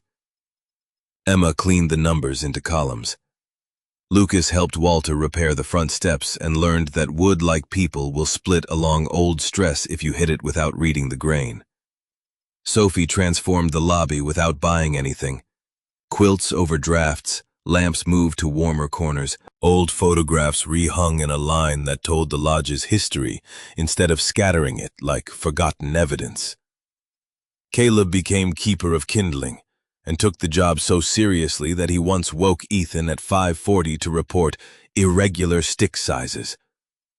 Atlas patrolled from room to room, occasionally stealing a glove and depositing it beside whichever child seemed closest to tears. By the end of the week, Pine Hollow had 3 paying winter services listed on a chalkboard behind the desk: gear drying and repair, hot storm meals, emergency overnight shelter by donation or town referral. The wording was Claire's. The chalk was Sophie's. The spelling had been checked by Emma. The board itself had been found in a storage room by Caleb, who claimed discovery rights and requested pancakes as compensation. "We are not charging stranded people," Ethan said when he first saw the donation line. Claire, home from the hospital for the afternoon, while Noah slept under observation, gave him a look over the paperwork. "No, we are letting people contribute when they can. That is different. Some cannot. Then they do not. Some will feel ashamed, not if you do not act ashamed to receive it." Ethan had no fast answer. Claire softened slightly. "You helped us without making us small.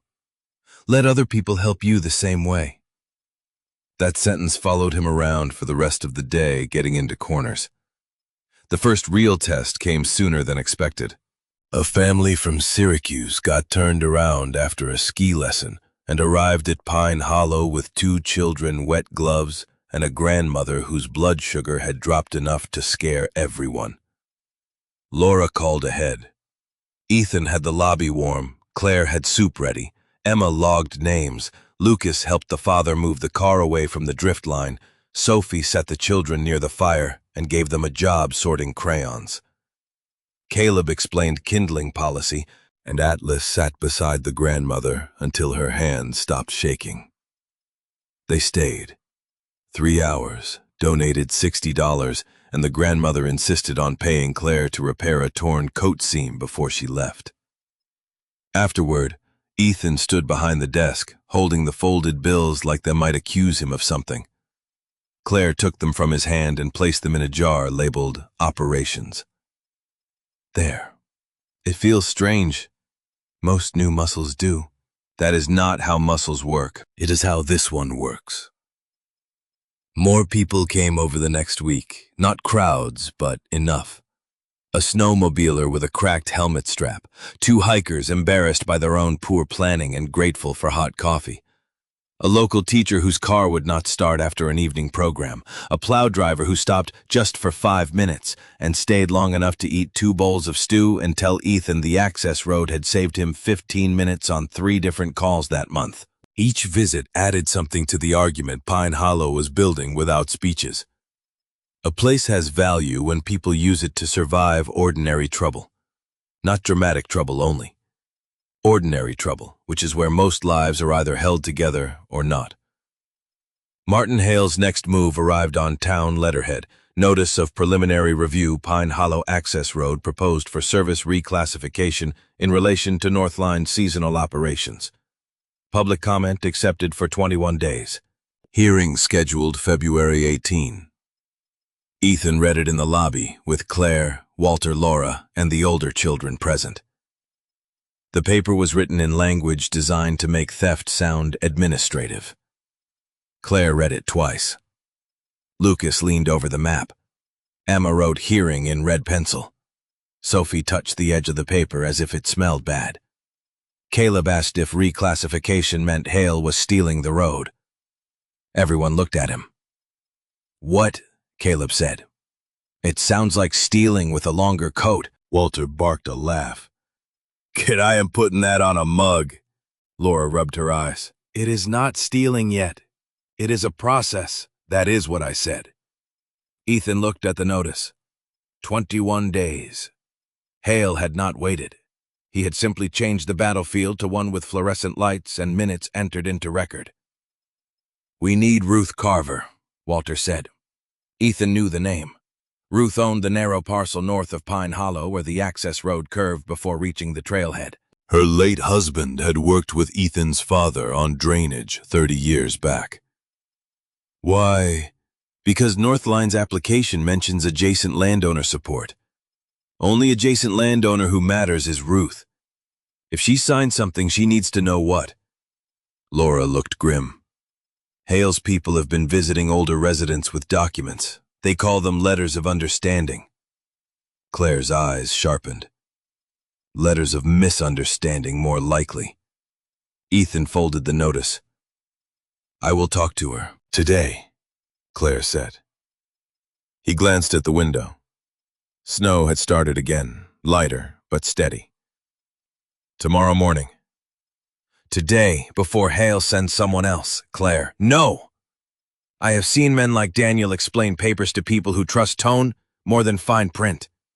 If Ruth signed something she did not understand, time helps him, not her. Laura nodded reluctantly. She is right, Walter said. Annoying how often that happens. Claire ignored him. Ethan looked at Atlas, who had already stood because the dog understood decisions before humans admitted them. Fine, Ethan said. We go today. Lucas stepped forward. I can come. No.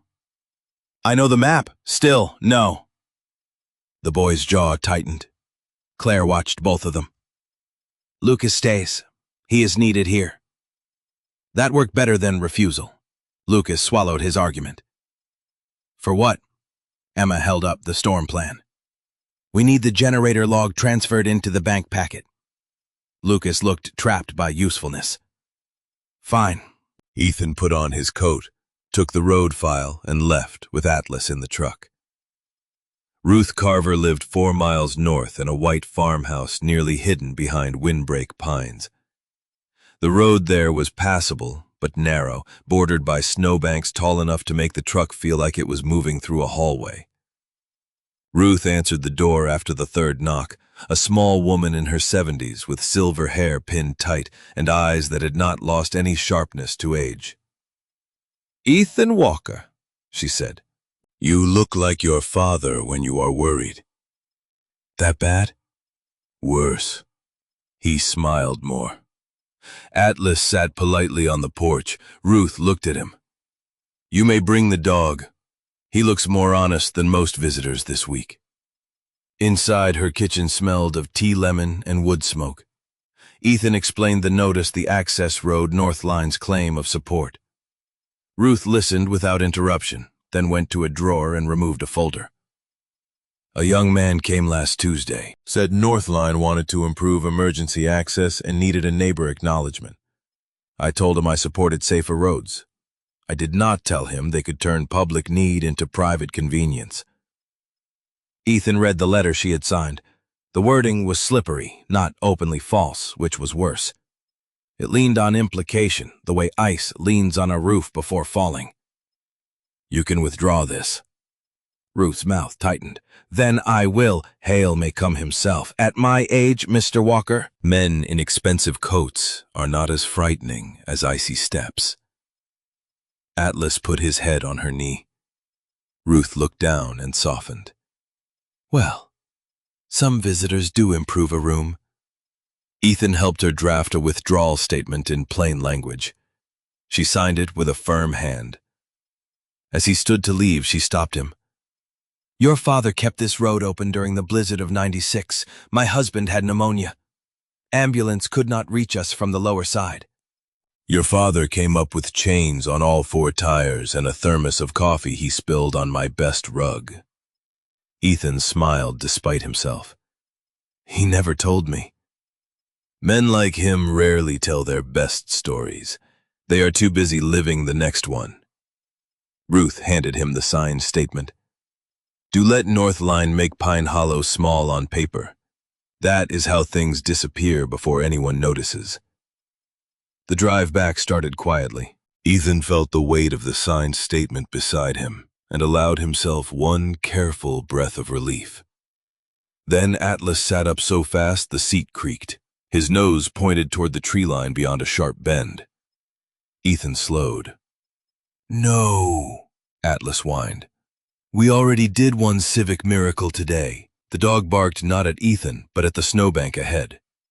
Ethan saw the broken guardrail, then half buried, and beyond it the faint angle of something dark below the road. A pickup. Recent. No lights visible. No movement. Ethan pulled over, called Laura with the location, and grabbed his bag. You are insufferable, he told Atlas. The dog was already down the slope. Ethan followed carefully, heart steadying into that old, unwelcome order. He did not let the scene become spectacle in his mind. A person was in trouble. That was enough. At the truck, Atlas pressed his nose to the passenger door and barked once. Ethan cleared snow from the window and saw a young man inside. Conscious but dazed, moving weakly. Relief first, then recognition. The jacket bore a Northline patch. Ethan exhaled. Of course. He knocked on the glass. Can you hear me? The young man blinked, focused. Ethan kept his voice calm. I'm going to get you out. Stay still. Help is coming. Above them, snow began falling harder, soft and relentless, covering every track almost as fast as it was made. The young man in the Northline jacket kept trying to apologize before Ethan even had him out of the pickup, which told Ethan two things. He was conscious enough to waste breath, and fear had made him polite. Both were encouraging in their own limited ways. Save it, Ethan said through the cracked window, keeping his tone level. Breathing first, regret later. Atlas stood braced against the slope, snow collecting along his back, eyes fixed on the man inside. The pickup had slid sideways off the road and come to rest against a cluster of young pines that bent under its weight, but had held. It was not a scene for panic. Panic would have added nothing useful. Ethan checked what he could from outside, asked simple questions, and waited for answers. Name: Ben Porter. Age: 26. Pain: shoulder, ribs, head.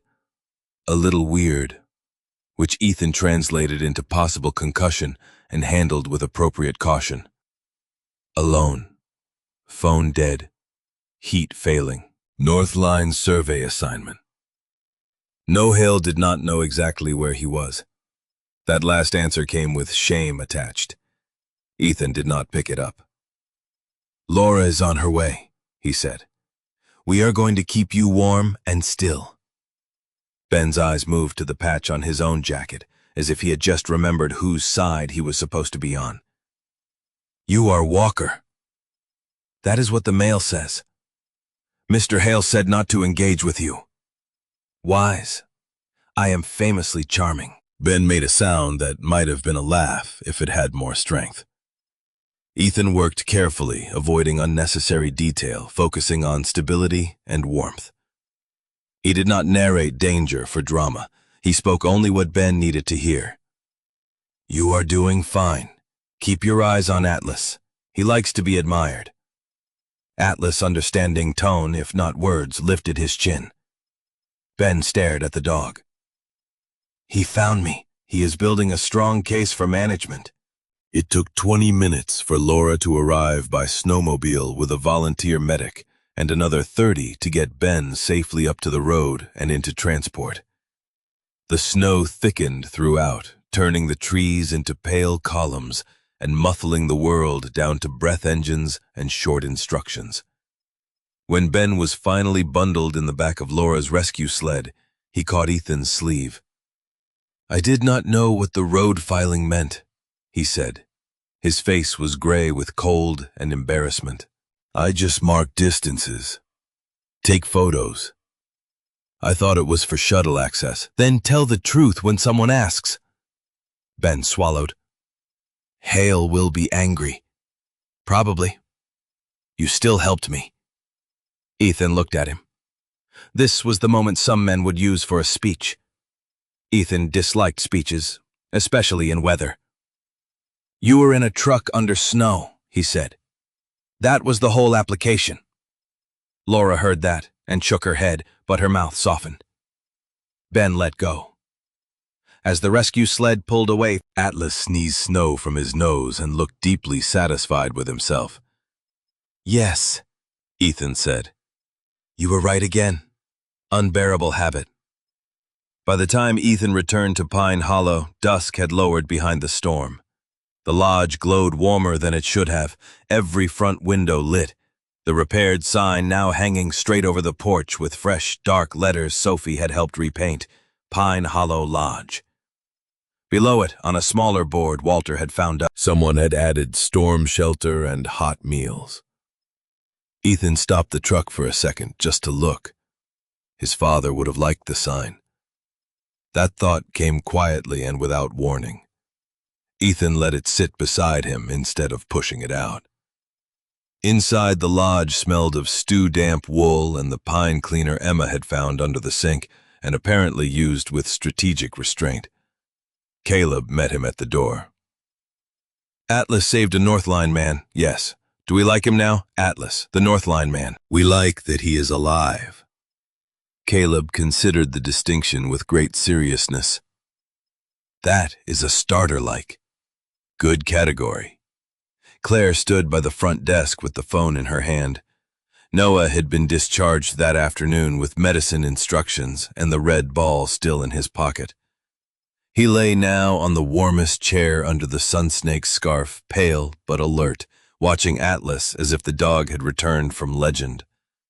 Claire's face showed relief, fatigue, and the strain of someone who had come back to a battlefield that had changed shape while she was gone. "Laura called," she said. "She told me." "Then why do you look like you want to inspect me for missing pieces?" "Because Laura edits." Ethan removed his gloves. "I am fine." "That is not an inspection result. My knee is loud, the rest is present." She looked at his leg, then his face. "Sit down before I make that an order." "There are people here. They can witness obedience," Walter from the dining room called. "It would be historic." Ethan sat. Atlas came directly to Noah and put his head beside the red ball, reclaiming nothing. Noah whispered, "You found another person." Atlas sighed. "He is very busy." Noah told Claire. "He needs a badge." "He has a collar," Claire said. "A badge is shinier." Sophie appeared with a scrap of cardboard and immediately began designing one. The room moved around Ethan, and he watched because sitting had become mandatory. Lucas and Walter were installing the last exit sign over the side door. Emma was updating the incident log with Ben Porter's name, time, location, weather conditions, and witnesses. Claire had placed the bank letter, the access road notice, Ruth Carver's withdrawal statement, and the storm shelter plan into a neat stack. It looked less like a pile of problems now and more like evidence that Pine Hollow had a pulse. "Ruth signed?" Claire asked. Ethan nodded. "Plain withdrawal." She understood what Northline tried to make her say. "Good. She said not to let Pine Hollow disappear on paper." Claire's eyes lifted. "Smart woman. Several of you are multiplying. That is how communities happen." He leaned back, feeling exhaustion slide under his ribs. Ben did not know. The Northline man? He thought he was surveying shuttle access. Maybe he is lying, but badly if so. Claire thought about that. "Useful either way. You are already making columns." Always. After dinner, Laura arrived to check Noah return forms and drink coffee she claimed was terrible while refilling her cup twice. She took Ben's preliminary statement, Ruth's withdrawal copy, Ethan's incident report, and Emma's clean timeline. "This is better documentation than the county produces on purpose," she said, flipping through the pages. Emma sat straighter. "Thank you." "Do not get too proud. Local government may try to recruit you, and then you will know despair." Claire gave Laura a look. "She is 10. Then she has time to build defenses." Laura's humor faded as she turned to Ethan. "Ben says Northline sent him to photograph drainage and road width. He also says Hale's office told him the reclassification had adjacent support already secured." Ruth says otherwise. "Ruth's statement helps. Ben's statement helps more if he repeats it publicly." "Will he?" Laura shrugged. "He is young, shaken, and employed by Hale. So maybe, maybe not." "There is that word again," Claire murmured. Ethan almost smiled. Laura looked between them and wisely moved on. "Hearing is still set for the 18th. If Pine Hollow wants to be recognized as a community storm shelter, you need letters, not feelings. Letters. People who use the place, people who rely on the road, Walter, Ruth, the Syracuse family, the plow driver, the school, anyone." Emma was already writing. Also, inspection progress, Laura continued. You are not compliant yet, But you are improving. That matters if the town wants to support you without looking foolish. Walter said, We can get the south exit repaired by Friday. Lucas added, Generator log will have 7 days by then. Claire said, I can draft letters for people who do not know what to write, but they have to sign in their own words. Ethan looked around the table. This sounds like a campaign. Laura raised her coffee. Congratulations, you have discovered civic process, The least cinematic form of combat. He disliked how accurate that felt. That night after the others slept, Ethan found Claire in the kitchen washing the last pot. Noah slept in the lobby where everyone could hear him, though his breathing had improved enough that the room no longer held itself around each inhale. Atlas lay beside him. Ethan took a towel and dried without asking. Claire led him. For a while, there was only water, ceramic, the low hum of the refrigerator, the small piece of a task shared. Daniel sent papers once, Claire said suddenly. Ethan kept drying. He had learned that when a person opens a door like that, rushing toward it can close it. After he left, before, during, always, he liked papers, bills, plans, leases, notices. He would put them on the table and explain what they meant, but never let me read long enough to understand. If I asked questions, he made me feel slow. She rinsed a spoon that was already clean. I am not slow, no. I did not know how much debt he had until it started arriving with my name near it, not on it, near it. Like smoke near a fire, close enough to make people cough. Ethan set down the towel. The phrasing was hers, precise and bruised. Did you sign anything? No, he did not want my signature when things looked hopeful. Only when things fell apart. She looked toward the lobby. I left Burlington because the landlord changed the lock after Daniel stopped paying. We were going to my sister in Utica. I thought if I could reach her, I would have a week to think. Then the van slid off the road. You were not in the car because you were careless. Her hand stilled. I know. Do you? She looked at him sharply, but not with anger, with pain, recognizing a direct hit. He went on because some truths need to be spoken without decoration. You were driving through weather because a man who should have protected his family left you without good choices. That is different. Claire's face held. Barely. Then she turned off the water. You talk more than you advertise. Only when provoked. By what? He glanced toward Noah. Unfair accounting. She leaned back against the sink. What about yours? My what? Your unfair accounting. You carry it like a duffel bag full of bricks. He looked away. The kitchen window reflected both of them faintly, two tired adults in a room bright enough to show what the day had cost. There was mission, he said. Years ago. A teammate died. Atlas's handler before me. My friend. I was not fast enough. Claire did not offer the usual sentence. It was not your fault. People said it because they wanted Payne to have a clean legal owner. She asked, Was it? Ethan stared at the towel in his hands. Honest question. Dangerous kindness. Not the way nightmares say it was. Maybe not the way the report said either. Somewhere in between. That is a hard place to live. I have managed. No, she said softly. You have endured. The word entered him with the quiet force of a key turning. He folded the towel once, then again. Pine Hollow was supposed to be temporary when I came back.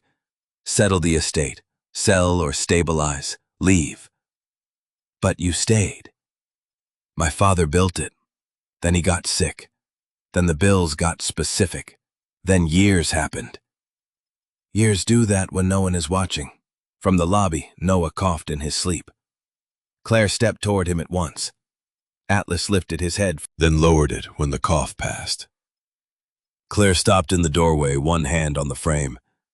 "I do not know what this is," she said without turning around. "You helping us helping here, the lists, the road, all of it." "Neither do I." "Good." She looked back at him then. "Do not pretend you do." The next week moved like a machine assembled while running. Walter brought tools and old contacts. Laura brought forms and warnings. Ruth Carver brought a signed statement and 3 jars of marmalade because she said paperwork was hungry work. The Syracuse grandmother mailed a letter saying Pine Hollow had kept her family safe and also enclosed $20 for decent coffee, which wounded Ethan more than the donation pleased him. The plow driver wrote that the access road mattered during storms. The school nurse wrote that a heated stop between the ridge and town could save critical time. Ben Porter, after 2 days of silence, sent a short email to Laura confirming he had not been told the reclassification could limit emergency use. It was not a heroic statement. It was enough to make Hale's version less smooth. Claire's repair work grew. People brought torn ski pants, broken zippers, mittens chewed by dogs, a church banner with a ripped corner, and one formal coat whose owner whispered that she could not afford a new one. Claire handled each item with respect. She set prices low enough to be fair and high enough not to insult herself. Emma tracked deposits. Sophie wrapped finished repairs in brown paper tied with blue thread because people should feel like their old things came back loved.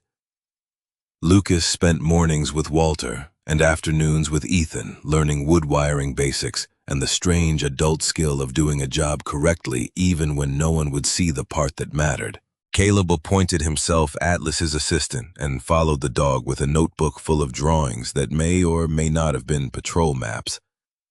Noah improved by inches, then by feet. He walked from the couch to the front desk one morning and placed a flat green stone beside the donation jar. "For the lodge," he said. Ethan picked it up. "This is high-value currency." Noah nodded solemnly. "It has a stripe. That changes everything." The hearing approached, so did the bank deadline. Ethan sent the first packet to the bank with Claire's plan Emma's clean numbers proof of storm use letters, photographs of repairs, projected income, and a request for a 90-day restructuring period. He expected to feel exposed. He did. But the exposure did not kill him. That was new information. 2 days before the hearing, a letter arrived addressed to Claire Bennett at Pine Hollow Lodge. She stared at the envelope for a long time before opening it. Ethan knew before she spoke. Daniel. The letter came from a lawyer in Burlington. It claimed Daniel Reeves had filed a marital debt notice and intended to pursue any income or property interest Claire had acquired since leaving, including business partnership wages or donated funds if those could be shown to offset debts he said belonged to the household. The language was formal, cold, and designed to frighten. Claire read it once, then again. Her hands did not shake. That was how Ethan knew how hard she was holding them still. "He found us," Lucas said from the doorway. Claire looked up. "He found paperwork. That is not the same thing." But her voice had gone flat, and everyone heard it. Ethan took the letter only when she handed it to him. He read carefully. Anger rose in him slow and clean, not the kind that wanted noise, the kind that wanted documents, dates, signatures, and a lawyer with sharp teeth. "You did not sign his debts," he said. "No." "Then we answer." Claire pressed her palms flat on the table, steadying herself. "With what money?" The room went quiet. The operating jar sat on the shelf behind them, fuller than it had been, still not full enough for every storm. Ethan looked at the jar, then at Pine Hollow's repair list, then at Claire, and the 5 children whose arrival had turned his failing lodge into a place people were beginning to depend on. With the money we have, he said. And then we rebuild it. Claire met his eyes. You do not owe me this. I know. Ethan. Claire. He set the letter beside the road, hearing notice and the bank packet. 3 threats. Same table. He almost laughed at the efficiency of trouble. Everything Hale said was math. He was right about that much. But Emma taught me columns. Need have missing who can do it. Emma, pale but listening, picked up her pencil. Ethan nodded to her. New page. She wrote legal at the top. Outside, the wind moved snow from one drift to another, rearranging the mountain without changing how much had fallen. Inside, Pine Hollow bent over the table and began again. The legal page Emma started that night looked too clean for the mess it had to hold. She wrote legal at the top in careful block letters, underlined it once, then waited with her pencil hovering while the adults stared at Daniel Reeves's letter as if it had tracked dirty snow across the table. Claire stood very still. Ethan had seen that kind of stillness before in people under pressure. Not calm, containment. A glass jar with lightning inside. Noah sat in the big chair near the stove with Atlas at his feet, healthy enough now to understand the room had changed and young enough not to know what kind of paper could frighten adults. Caleb whispered to him that lawyers were people who fought using staplers. Sophie said that probably was not exact. Walter said it was closer than she thought. No one laughed loudly, but the corner of Claire's mouth moved, and Ethan silently awarded Walter a point. Dates first, Ethan said. No feelings until dates. Claire looked at him. That sounds like a rule you made for yourself. It works often enough. She sat down. Fine. Dates. They built the page from facts. Date Claire left Burlington. Date Daniel last paid rent. Date of the minivan accident. Date she first repaired gear at Pine Hollow. Date the partnership draft had been discussed, though not yet signed. Date of Daniel's alleged debt claim. Date on the lawyer's letter. Names of creditors, if known. Signatures, if any. Claire knew more than she thought she knew. Once she stopped trying to remember the whole wreck of her marriage and only answered the next factual question, the outline appeared. Daniel had borrowed under his own name for a contracting venture that never became more than a pickup full of tools and promises. He had missed payments before Claire left. He had used her mailing address, not her consent. He had liked the blur between household and husband because blur lets blame move around. Ethan listened and wrote when Emma's hand cramped. Lucas stood by the kitchen doorway with his arms folded jaw hard. He had heard too much of his father's promises and not enough of the truth behind them. Can he take Mom's work? He asked. Claire answered before Ethan could. Not if the law sees clearly. Does it? Lucas asked. There was no child's innocence in it. Claire inhaled. Ethan respected her for not lying quickly. Not always. That is why we give it glasses. Walter snorted. Put that on a mug, too. Emma wrote, give law glasses in the margin, then crossed it out when Claire raised an eyebrow. The next morning, Laura drove Ethan and Claire to Saranac Lake because Ethan's truck had begun making a sound he described as temporary and Walter described as expensive. They met a lawyer named Miriam Tate in an office above a bakery, which meant the entire legal consultation smelled unfairly of cinnamon. Miriam was small, brisk, and wore a navy sweater with a silver cross at her throat. She read Daniel's letter, Claire's timeline, the bank packet, the unsigned draft of Pine Hollow partnership papers, and Emma's neat notes. Who prepared these? She asked. Claire said, My daughter. Miriam looked over her glasses. How old? 10. Tell her she has a future in terrifying sloppy adults. Claire's shoulders loosened half an inch. Miriam continued, This letter is meant to scare you. That does not mean it is harmless. Scare tactics often work because people do not answer. We answer, Ethan said. Miriam looked at him. We Claire said. Pine Hollow is drafting a partnership agreement. My work there has value. Daniel is trying to reach anything that might become stable before it becomes stable. Miriam nodded once, approving the clarity. Then we move quickly. We request documentation of every debt instrument. We state that you are not a signatory. We separate Daniel's individual debts from any marital household claim. We also avoid commingling language in the partnership paperwork. If you and Mr. Walker intend a business partnership, make it exact. Work income liability, lodging emergency shelter operations, no fog. Fog is where men like Daniel hide.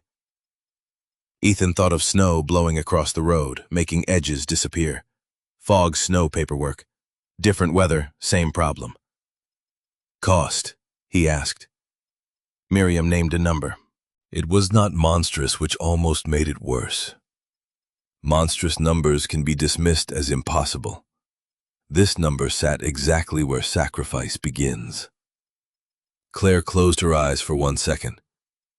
We have storm shelter repairs, then decide which roof leaks fastest, Miriam said not unkindly. Ethan said, Do it. Claire turned to him. Do not answer for me. He met her eyes. You are right. I am answering for Pine Hollow's side. If Daniel muddies your work there, the bank plan gets weaker, and the shelter plan gets weaker. That is mine to protect too.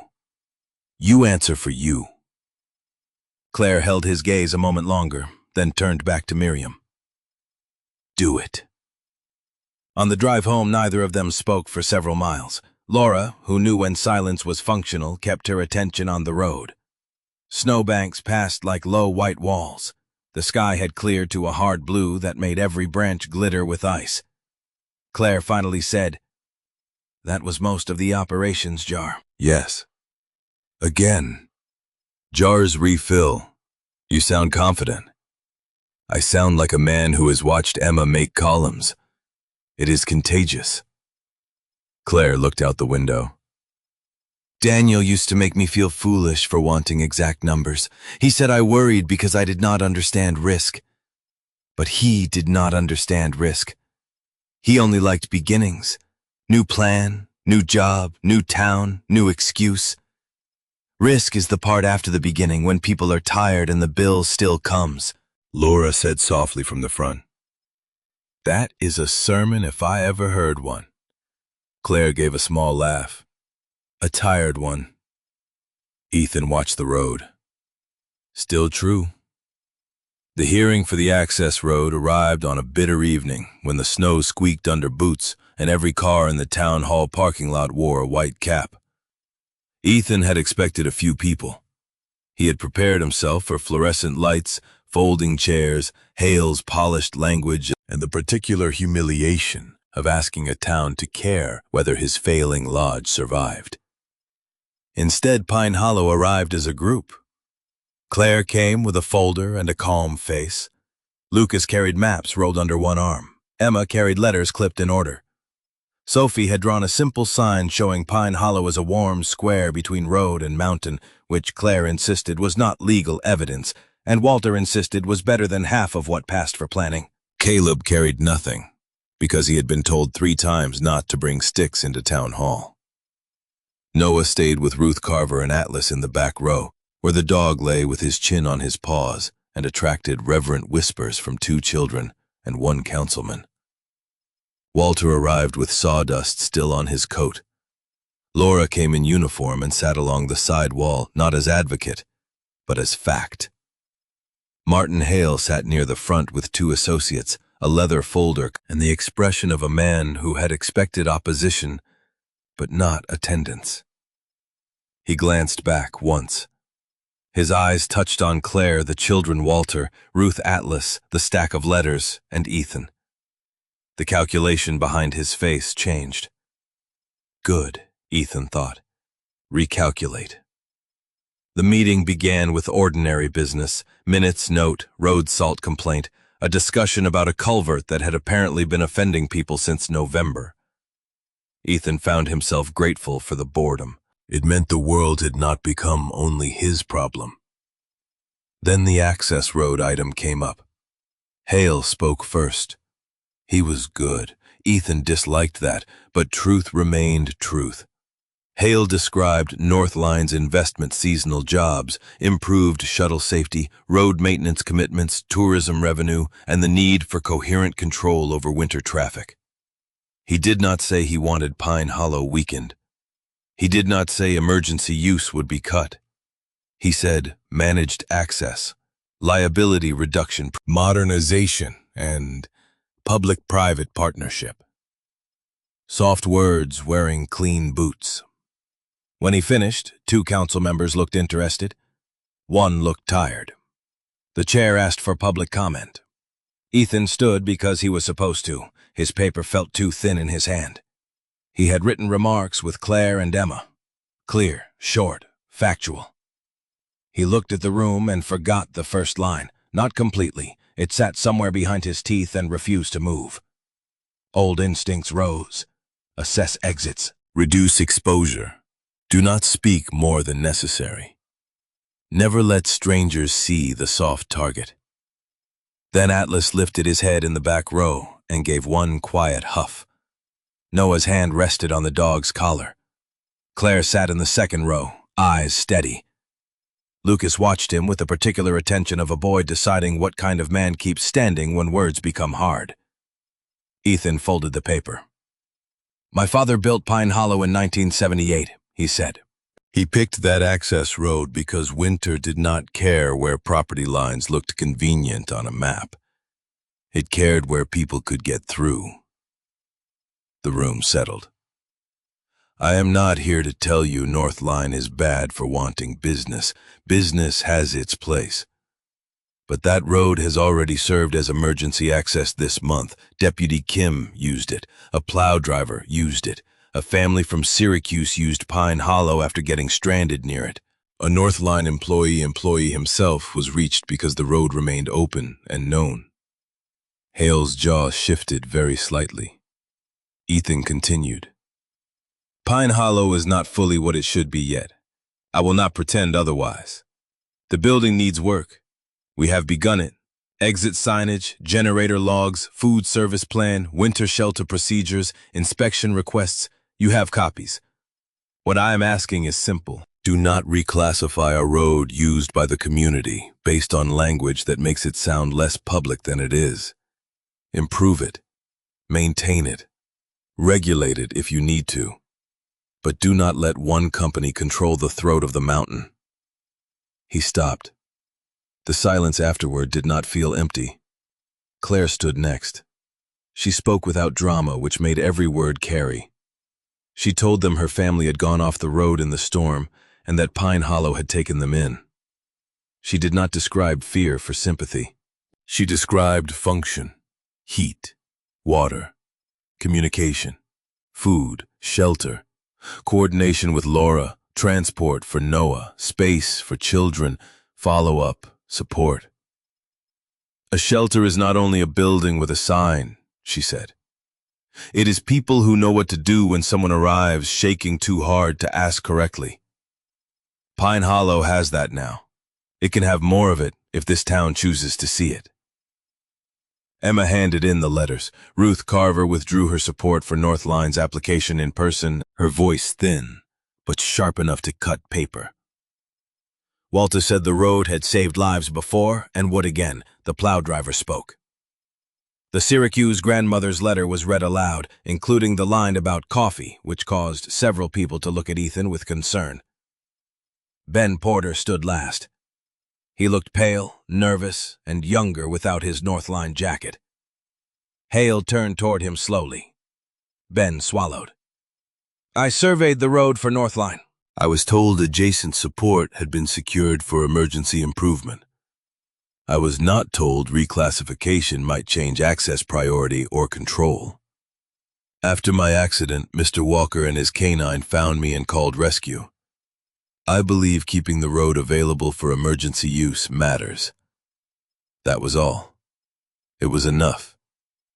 The council did not vote in Pine Hollow's favor immediately. Government rarely gives story-shaped satisfaction. They tabled Northline's reclassification request pending further review, requested a joint road safety assessment, and entered Pine Hollow's emergency shelter proposal into a separate agenda for inspection consideration. It was not victory with trumpets. It was a door not closing. Outside Town Hall, breath smoked in the cold air as people clustered in small groups. Caleb, freed from chair discipline, began explaining to Ruth why sticks were not weapons if used architecturally. Noah leaned against Atlas, tired but glowing with the importance of having attended official proceedings. Hale came down the steps alone. Ethan expected a threat. Instead, Hale looked toward Ben, who stood with Laura, then toward Claire and the children. "You made a better case than I expected," he said. Ethan zipped his coat. "You expected less of us." "Yes." Hale did not dress the admission. It made it more surprising. Claire stepped beside Ethan. Hale nodded to her. "Mrs. Bennett?" "Ms. Bennett," she said. "Of course." For a moment, Hale looked almost tired. Then the polish returned. "This is not over." "Most worthwhile things are not," Claire said. Hale looked at her for one beat longer than courtesy required, then walked to his SUV. Lucas came up beside Ethan. "Was that a win?" Ethan watched Hale leave. "It was not a loss," Lucas considered. "That sounds like adult 4, maybe." "You are learning the language." Back at Pine Hollow, they found 3 repair orders in the drop box, a voicemail from the bank acknowledging receipt of the restructuring packet, and a message from Miriam Tate saying Daniel's lawyer had failed to provide signatures tying Claire to the debts but had asked for more time. The day had produced no clean endings, only pressure relieved by inches. That night, after the younger children slept and Walter went home, Ethan found Claire in the lobby rehanging Sophie's town hall drawing behind the desk. Pine Hollow was a warm square between road and mountain. Tiny stick figures stood inside it. One dog, drawn far too large, occupied most of the doorway. "Atlas will approve the scale," Ethan said. Claire smoothed the paper.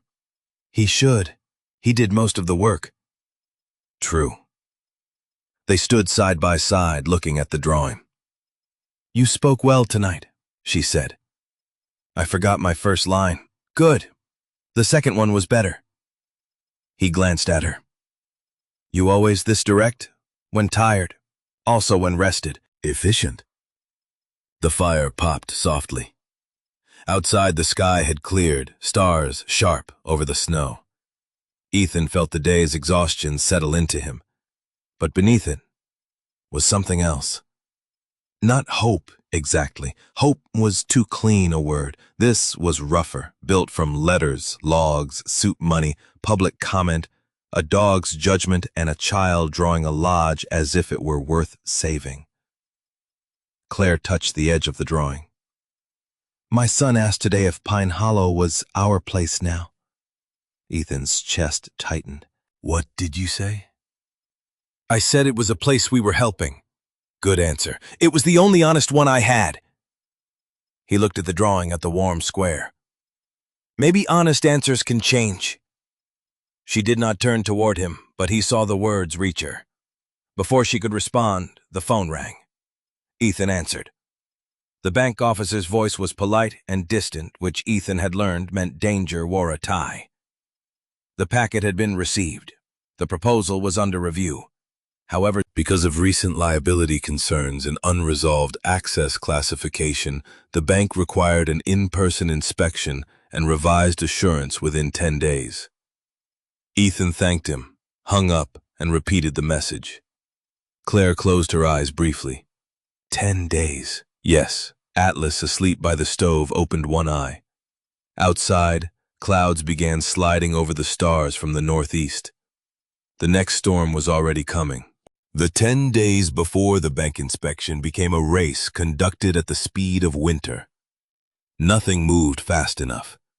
Paint dried slowly in cold corners. Parts arrived late because the delivery truck got held outside Keene. The south exit door, which had promised to be a simple repair, revealed rot under the threshold like a secret kept badly. The generator behaved for 3 mornings in a row and then developed a cough on the 4th that made Lucas stare at it with personal offense. Ethan's knee grew worse in the damp cold, though he lied about that with the consistency of a man who had mistaken silence for privacy. Claire noticed. Of course she noticed. Claire noticed when the soup needed salt, when Noah pretended not to be tired, when Emma's columns became too small because the pressure in her chest needed somewhere to go, when Lucas was praised and then worked twice as hard because praise still felt like a debt to him. She noticed Ethan favoring his left leg while carrying firewood and said nothing until he nearly slipped on the back steps. Then she appeared at the mudroom door with Atlas beside her, both wearing the same expression. Put it down. Ethan looked at the split logs in his arms. I am almost to the rack. Put it down before I have Atlas make a citizen's arrest. Atlas wagged once, ready to serve. Ethan set the wood down. He is not legally sworn, he is morally sworn. That is worse. She came down the steps, took half the wood, and nodded for him to take the rest. You do not get extra points for falling where children can see it. He wanted to argue. The argument died from lack of oxygen. Together they carried the wood inside. In the kitchen she pointed to a chair. 10 minutes. Claire, 9 if you sit now. He sat more because Atlas blocked the doorway than because he had surrendered. She put a mug of coffee in front of him. You helped us by doing what needed doing. Let us do the same. You are enjoying this. No. I am tired of men confusing usefulness with being unbreakable. The sentence found him under the ribs. He wrapped his hands around the mug. That sounds personal. It is broadly applicable. From the lobby, Walter called, Amen. Claire shouted back, Do not encourage me. Too late, Walter said. The lodge kept changing. Walter and Lucas rebuilt the south threshold, working with the intense patience required when old wood and new code meet in a doorway. Lucas learned to measure twice, not because adults said so, but because the first bad cut wasted a board and Walter made him stare at it until the lesson became physical. Emma helped Claire assemble the bank binder, income projections, repair receipts letters, shelter plan, inspection checklist, insurance inquiry, road hearing minutes, photographs before and after. Sophie made each guest room less barren using what Pine Hollow already had, quilts aired in the cold sun, old framed trail maps cleaned and rehung, lampshades patched with fabric from Claire's scrap box. People sleep better when a room looks like someone expected them, she said. Ethan had no counter-argument. Caleb became assistant to everyone, and therefore a hazard to all departments, but his small deliveries of screws, tape, pencils, and kindling saved more steps than he cost. Noah, still recovering, appointed himself keeper of Atlas's ball. He kept it in a wooden bowl on the front desk and required anyone who borrowed Atlas for patrol to state their purpose. Laura submitted to this process with solemn gravity. Deputy business, she said one afternoon. Noah narrowed his eyes. What kind? Road safety. Approved. Atlas looked at Ethan as if bureaucracy had gone too far. The bank inspector arrived on the 8th day instead of the 10th because weather was predicted to turn and because bankers like storms enjoy arriving before people feel ready. His name was Peter Lang, a neat man with careful shoes who looked deeply uncomfortable walking across slush. Ethan met him at the entrance with Claire, not behind her, not in front of her. Beside her. He had learned that positioning mattered to people who read power in rooms. Lang looked at the repaired sign, the storm shelter board, the cleared walkway, the exit signs, the fire extinguishers, the generator log, the organized desk. His eyebrows rose once. Only once. Emma saw it and wrote something in her notebook. "You have made progress," Lang said. Ethan said, "Yes." Claire said, "Documented progress." She handed him the binder. It had tabs. Ethan had not known civilians could weaponize tabs so effectively. The inspection lasted 2 hours. Lang asked about revenue. Claire answered with numbers. He asked about expenses. Ethan answered, then Claire added the missing category he had forgotten, because shame still made him skip certain lines. He asked about liability. Laura, present in uniform for the emergency shelter portion, explained the town's review process and Pine Hollow's provisional role. He asked about structural repairs. Walter answered with enough detail to make Lang blink. He asked about staffing. Claire described repair work, shelter operations, cleaning rotations, and spring lodging projections. Lucas, when asked about generator logs, stepped forward and explained runtime fuel consumption observed, vibration maintenance actions, and the replacement bracket Walter had ordered. Lang looked at him. "You keep these records?" "Yes, sir." "How old are you?" Lucas hesitated, then said, "Old enough to notice when a bolt is loose." Walter coughed into his hand. Ethan stared at the wall until his face behaved. Lang did not smile, but he wrote something down. The only bad moment came in the north wing. Ethan had wanted to keep it closed, but Lang asked to see everything. The hallway was cold, the wallpaper peeling near a window, 3 rooms unusable without deeper repair. There it was, the part of Pine Hollow Ethan had hidden from guests, bankers, himself. Lang's face returned to neutral. "This is significant deferred maintenance." The old shame rose quick and familiar. Ethan opened his mouth to explain, to defend, maybe to apologize for years that could not be compressed into a hallway. Claire spoke first. "Yes. That is why our plan does not depend on the north wing for winter revenue. We are not pretending the building is finished. We are showing which parts are functional, which parts are scheduled, and which parts wait until cash flow improves. The previous risk was denial. This plan removes denial."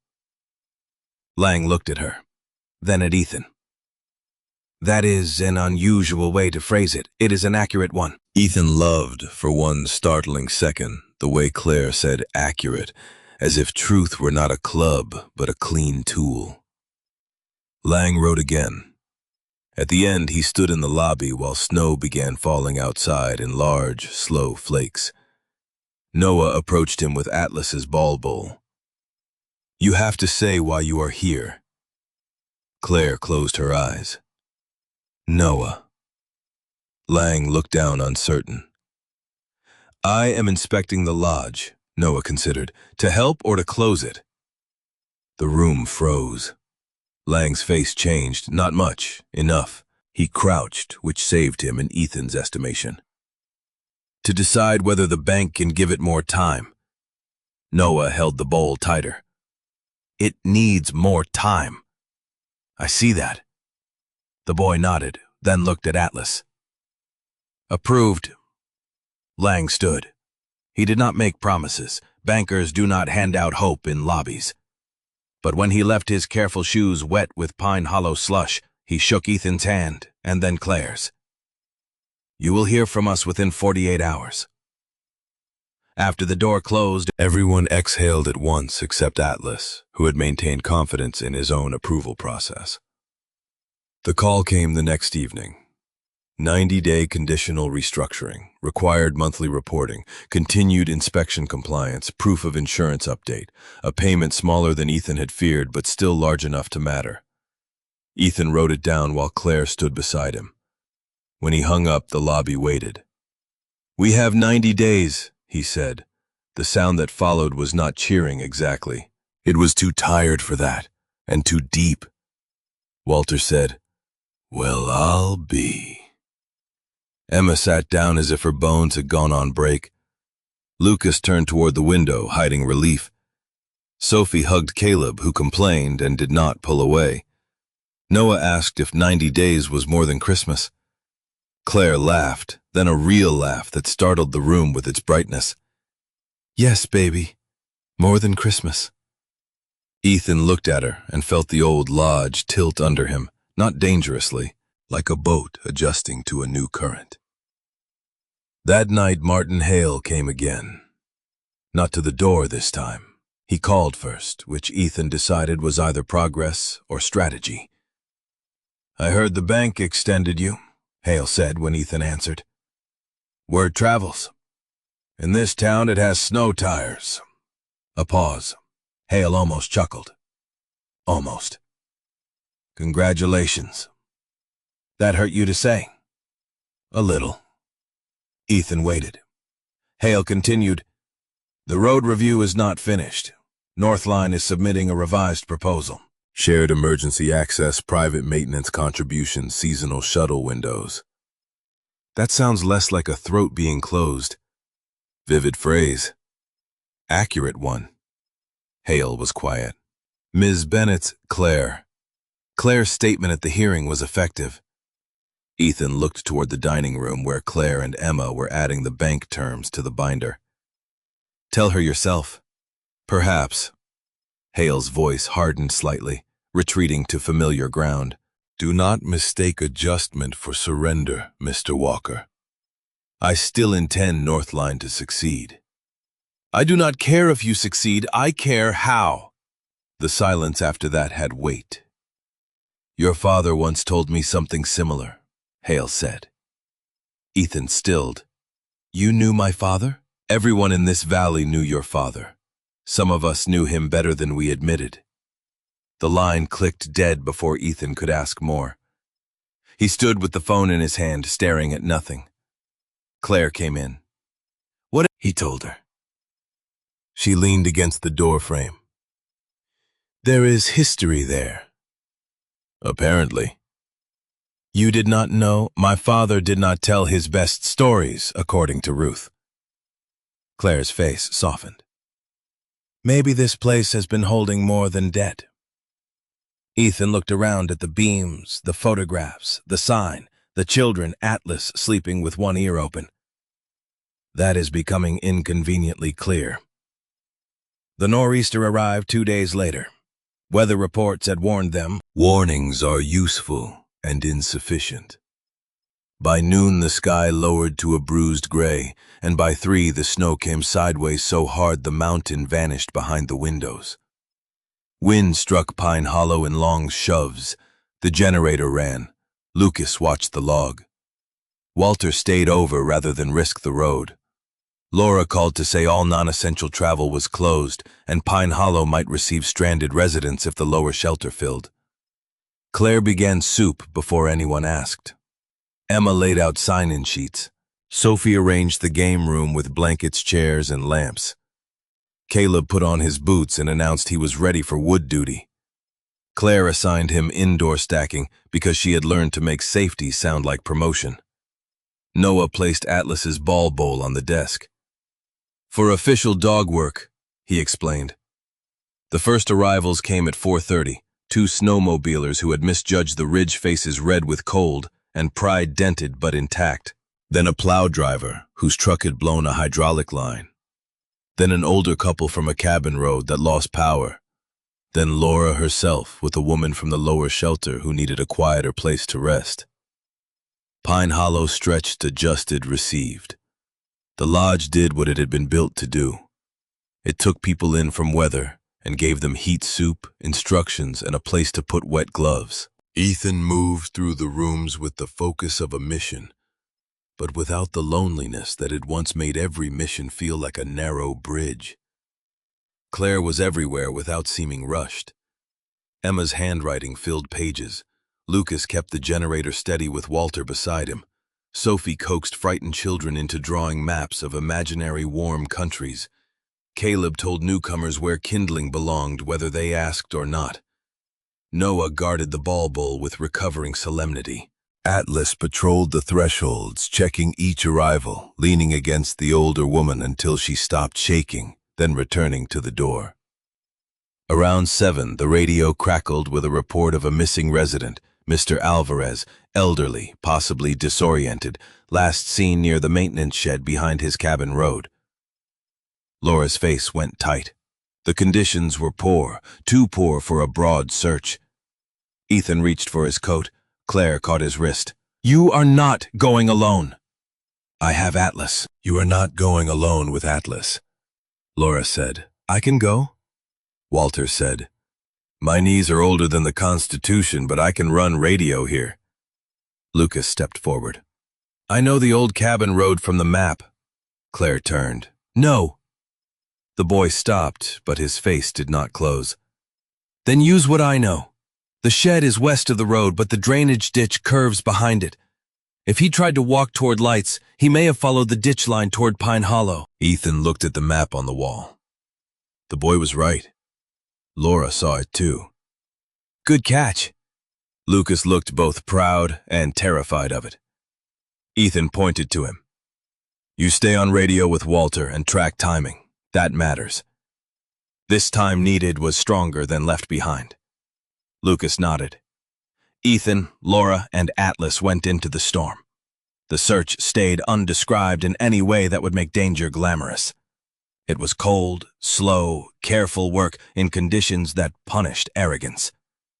Atlas led, nose low, vanishing and reappearing in blown snow. Ethan followed the rope line where it existed and compass where it did not. Laura marked position and kept radio contact with Lucas, whose voice came through thin but steady every 5 minutes.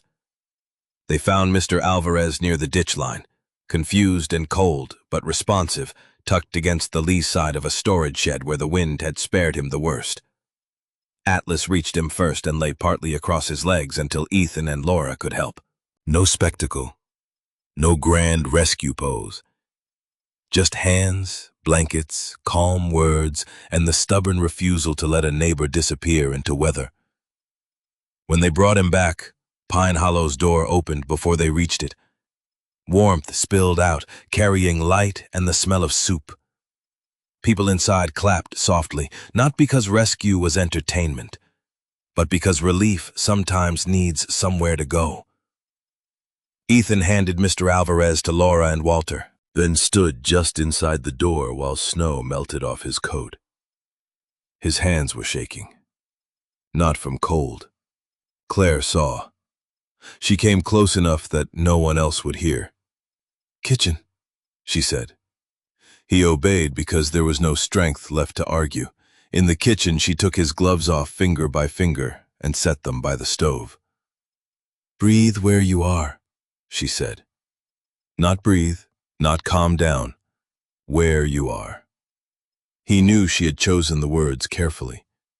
He looked at the sink, the chipped mug, the flour on the counter, the blue thread around a packet of repaired gloves.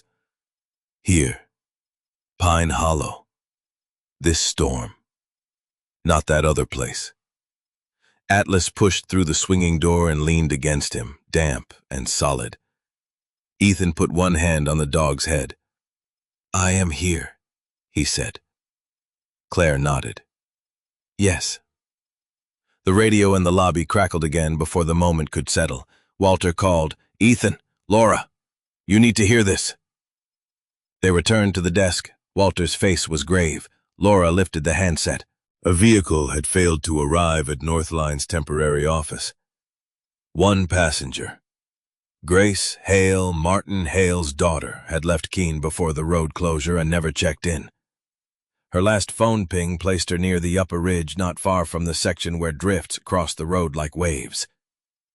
Martin's voice came through next, stripped of polish by fear. "Walker," he said. "Please. There are voices that tell the truth because they have run out of room for anything else." Martin Hale's voice on the radio was one of them. It came through thin, broken by storm static, with none of the expensive polish he wore in rooms and none of the careful distance he used when turning a threat into a business sentence. "Walker, please." The lobby held still around that word. The plow driver lowered his coffee. Emma's pencil stopped mid-letter. Lucas looked from the radio to Ethan and then to Claire, already understanding that Trouble had chosen the worst possible hour, because Trouble rarely respects schedules. Laura took the handset. "Mr. Hale, this is Deputy Kim. Repeat what you know slowly." Hale tried. Grace had left Keene around 5, driving a white Subaru toward Northline's temporary office near the ridge. She had called him once to say visibility was worse than expected. He told her to turn back. The call dropped. Her phone pinged 20 minutes later near the upper road. Then nothing. No confirmed crash, no confirmed location, no second passenger. "Why was she on that road after closure?" Laura asked. A pause.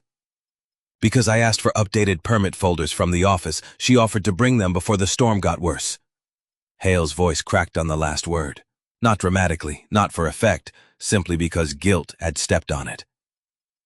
Ethan looked at the window. Snow hit the glass so hard it sounded like sand. The storm had deepened since the Alvarez search. The world beyond Pine Hollow's porch was not fully visible past the first line of trees. A mission planner would call conditions poor. A father would call them irrelevant. Ethan knew both languages. Claire moved close, not touching him. "Can anyone else reach her?" Ethan asked Laura. Laura shook her head. "County Rescue is tied up below. Plow cannot get past the chapel until the hydraulic line is fixed. Snowmobile team is 20 minutes out, if they can launch at all. Upper Ridge is ugly. Atlas can track from the ping area if we get close enough." Maybe. Claire heard the word and did not comment. Her eyes were on Ethan's face, reading not the decision but the cost behind it. "Your knee," she said quietly. Loud, "Your head." He knew what she meant. Not injury. Memory. Present. Atlas stood beside the dog, already knowing. The dog did not wag. Work had its own posture. Lucas stepped forward. "I can come." Claire said his name once, and the room felt the fear inside it. Lucas turned to her. "I am not asking to be brave. I know the ridge map. I know the drainage cut. I can read the road markers. If the snow is covering signs, I can help orient from the tree break." Ethan looked at him. The boy was 13, thin in the wrists, but stronger than he had been when he arrived, his face sharpened by weeks of useful work and too many old worries. Ethan wanted to say no, because no protected the body in front of him. But the mission did not care about comfort, and Lucas had made a real point. Laura said, "He stays in the truck unless ordered. Radio and map only." Claire's face tightened. "Laura, I do not love it either," Laura said. "But he is right about the map." Ethan did not speak yet. This was Claire's son, not his asset, not his recruit. Claire looked at Lucas for a long moment. Something passed between them, old as the day Daniel left and Lucas started stepping into spaces no child should have to fill. She swallowed. "You do exactly what Ethan and Deputy Kim say. No arguing, no proving anything. If they say stay, you stay. If they say duck, you duck. If they say breathe, you breathe. Do you understand me?" Lucas nodded, but Claire caught his sleeve. "Words. I understand." She let go. Caleb began to cry silently, furious at himself for it. Sophie put an arm around him. Emma wrote nothing. Noah held Atlas's ball in both hands and looked at the dog. "Bring her back," he whispered. Atlas touched his nose to the ball, then turned to the door. Ethan put on his coat. Claire handed him a thermos and extra heat packs without a word. He took them. Their hands touched for 1 second. "Where you are," she said. He nodded. "Where I am." The search for Grace Hale did not begin like a movie. It began with checking fuel, confirming radio channels, loading blankets, reviewing maps, telling Walter generator priorities, and making sure Pine Hollow could keep functioning if Ethan, Laura, Lucas, and Atlas were gone longer than planned. It began with ordinary tasks, because ordinary tasks are how fear is kept from driving. The truck crawled up the ridge road with chains biting under the tires. Laura drove. Ethan rode passenger because his knee would be needed later, and because Laura knew winter roads better than Pride did. Lucas sat in back with the map board and a flashlight dimmed low so it would not reflect against the windshield. Atlas stood braced in the cargo space, nose working through a cracked rear window. Snow erased distance. The headlights showed only a moving wall of white, then brief shapes, a mailbox, cap, a pine trunk, the black slash of exposed rock, a road marker half buried. Lucas called them out. "Marker 12. Curve left soon. Drainage cut on passenger side after the second birch cluster." Laura glanced in the mirror. "Good." The word seemed to steady the boy more than any comfort would have. Ethan kept his breathing measured. The storm noise wanted to become rotor wash in his mind. The flashlight beam wanted to become something else. Atlas's breathing behind him anchored the present. Dog, snow, truck, Laura, Lucas, Ridge Road. Not then. Now. They reached the last phone ping area and stopped where the road widened slightly near a maintenance turnout. Ethan stepped down and felt pain flare in his knee. He ignored the drama of it and noted the fact. Weight-bearing compromised, but usable. Atlas jumped out and immediately pulled toward the east side of the road.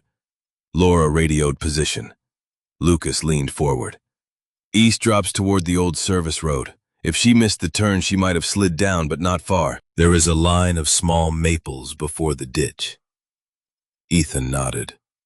"Stay in the truck unless Laura tells you." "Yes." Atlas moved with certainty, not frantic, following something beneath the storm that no human sense could read.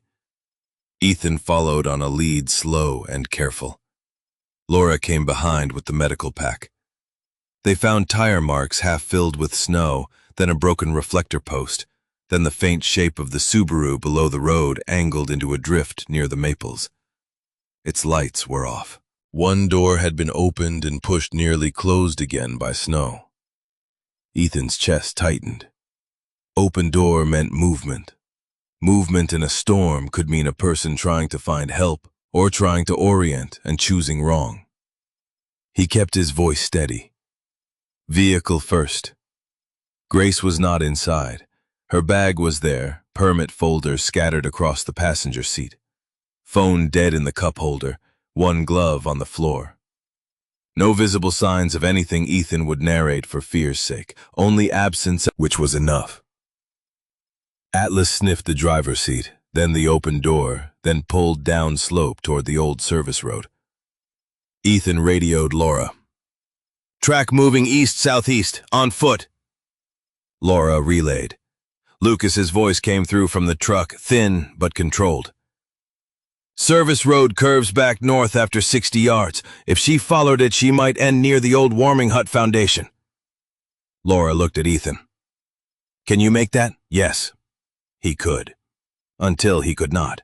That was how these things worked. They moved. The snow was thigh-deep in places where wind had drifted it crusted in others. Ethan let Atlas set pace, but not speed. Rushing in low visibility was how one rescue became two. Grace's track appeared and vanished, a shallow disturbance, one partial boot mark under a pine, where snow had not covered everything. Ethan called her name at intervals. Laura did too. The storm answered with wind. After 10 minutes, Ethan's knee buckled. Not fully, enough to drop him to one hand. Pain went white and sharp. Atlas stopped instantly and turned back. Laura was beside Ethan in 2 steps. Status. Annoyed. Medical status, not personality. Usable. She looked at him, assessed the leg, the weather, the dog straining toward the track. We continue 5 more minutes, then reassess. He wanted to object to the limit. He did not. Limits keep people alive. They found Grace at minute 4. Atlas reached her first, near the old warming hut foundation, where a low stone wall broke the wind. She was sitting against it, conscious but confused, wrapped in a coat not warm enough for the storm, and trying to keep her hands under her arms. Ethan and Laura moved carefully, speaking before touching, keeping everything calm. "Grace, my name is Ethan. Your father called us. We are taking you to warmth." Her eyes focused slowly. "My dad?" "Yes." "He is mad." Laura, opening heat packs, said, "Terrified outranks mad tonight." Grace made a small sound that might have been a laugh or a sob. Ethan did not make the moment heavier by naming it. They warmed her gradually, checked her responsiveness, and prepared to move. The problem was the return. Ethan's knee had worsened, Grace could walk only with support, and the storm had thickened again. Laura radioed Lucas. "We have her. Conscious, slow return. Guide us by intervals." Lucas answered immediately. "From Hut Foundation, follow Atlas back west-northwest. You should cross the service road in about 30 yards. There is a fallen pine before the slope. Do not go left there. Left drops into the drainage cut." His voice was steady. Ethan imagined Claire hearing this later and experiencing pride and terror so tangled no one could comb them apart. Atlas led. Ethan supported Grace on one side, Laura on the other. They moved in increments. 10 steps, pause, check, 10 more. Ethan kept his language plain, safe, and focused. "Good. Breathe. We are moving toward the truck. You are doing enough." Grace apologized twice. Ethan told her to spend breath on walking. At the fallen pine, wind erased visibility entirely for several seconds. The world became white motion. Atlas barked once, pulling right. Ethan trusted him. Laura trusted Ethan trusting him. They found the slope. The truck's horn sounded twice, Lucas following protocol to give them an auditory marker. They climbed. Near the top, Ethan's leg failed with no ceremony. One moment it held, the next it did not. He went down to one knee, kept one hand on Grace's arm, until Laura had her then released. Atlas turned, pressed against Ethan's chest, blocking wind. Ethan breathed through pain and the sudden old memory that came with falling in bad weather. Not there. Here. Snow, not dust. Dog, not radio static. Grace, alive. Lucas calling from the truck. Laura speaking his name. He got up because getting up was the next task. By the time they reached the truck, Lucas had the rear door open, blankets ready, thermos uncapped. He did not look triumphant. He looked scared and useful. That combination can age a boy if no one is careful. Ethan met his eyes. "Good work." Lucas swallowed. "Yes, sir." "Ethan." "Yes, Ethan." Laura drove down slowly, radioing status. Grace warmed in the back seat under blankets, crying quietly now that she was safe enough to do so. Lucas sat beside her, not speaking, holding the thermos so she could sip when Laura told her to. Atlas lay partly across Ethan's boots, pinning his bad leg in what might have been medical care or canine judgment. At Pine Hollow, Martin Hale was waiting. He stood in the lobby without coat or polish, just a father who had run out of ways to be important. When Grace came through the door, supported by Laura and Lucas, he made a sound that did not belong in boardrooms. He crossed the room and stopped short, afraid to grab her too hard, then wrapped his arms around her when she leaned into him. No one watched more than necessary. Privacy can exist even in a crowded room, if people choose it. Claire took Ethan's coat and saw at once how much weight he was not putting on his right leg. "Kitchen," she said. "In a minute. Now. Grace has Laura. You have me. Kitchen." He went. Partly because she was right. Partly because if he stayed in the lobby, Martin's gratitude might touch something Ethan was too tired to defend. In the kitchen, Claire helped him sit, removed his boot carefully, and wrapped his knee with practiced firmness. "This needs a doctor. It needs ice. We have an entire mountain of ice. It still needs a doctor." He leaned back, exhausted enough that the ceiling blurred. "Lucas did well. I know." Her voice was quiet. "I am proud and angry at the same time. Motherhood is inefficient. He stayed in role because you gave him one." She finished the wrap and looked at him. "You came back." He heard all the meanings under the sentence, from the ridge, from memory, from the kind of work that had once taken parts of him. "Yes." Atlas pushed through the door and laid the red ball, reclaimed from Noah's bowl somehow, at Ethan's feet. Then the dog put his head on Ethan's knee exactly where the pain was, with the unbearable gentleness of an animal who knew the body and the weather inside it. Ethan put his hand on Atlas's head. Claire sat across from him on a flour-dusted chair. For a few minutes they listened to the lodge. Martin's low voice in the lobby, Grace answering, Laura giving instructions, Walter telling someone to close the door, Emma writing, Sophie comforting Caleb, Noah asking whether Atlas had finished official dog work, Lucas moving quietly older and still young, Pine Hollow full of breath. Ethan closed his eyes. Outside, the nor'easter kept hammering the mountain up, but inside the old building, people kept handing one another warmth in whatever form they had. The nor'easter did not leave because Grace Hale had been found. Storms do not respect emotional timing. They finished their work on their own schedule, and that night the mountain remained under white siege, while Pine Hollow Lodge held more people than it had held in years. Grace slept in the old game room under Laura's supervision, warm, shaken, and safe.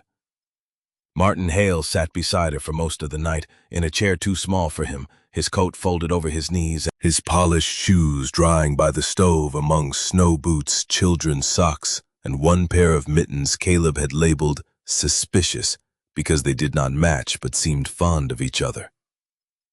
Hale did not complain. He barely spoke. Every so often he looked toward the kitchen door where Ethan had disappeared with Claire, and whatever he thought then stayed on his face just long enough to prove that fear had opened a room in him business had kept locked. Ethan slept badly in the small office behind the front desk, his leg propped on a crate of old brochures promising lake views, family warmth, and weekend rates that now seemed like messages from another civilization. Atlas slept on the floor beside him, but not deeply. The dog woke whenever Ethan shifted, lifted his head, assessed whether the old pain or the older memories were winning, then settled again only when Ethan put one hand down where fur could find it. Near dawn, Ethan woke to the sound of voices in the lobby. He sat up too fast and regretted it and reached for his boot. Atlas rose first, stretched, and gave him a stern look. "I know," Ethan said. "Doctor, eventually." Atlas did not accept eventually as a medical plan, but lacked the paperwork to challenge it. In the lobby, Martin Hale stood near the fireplace with Walter Price. They were not arguing. That was interesting. Walter held a mug of coffee and looked like a man prepared to dislike Hale on principle, but willing to hear useful nouns. Hale looked smaller without his coat buttoned. Not physically, but in the way powerful men sometimes do when a room has stopped arranging itself around them. Claire was at the front desk with Emma updating the storm roster. Lucas was asleep sitting upright in an armchair, his head tipped back, mouth slightly open, looking 13 again at last. Sophie had laid a blanket over him. Caleb and Noah were still asleep near the stove, Noah's hand resting on Atlas's red ball in the wooden bowl. Ethan paused at that sight before entering fully.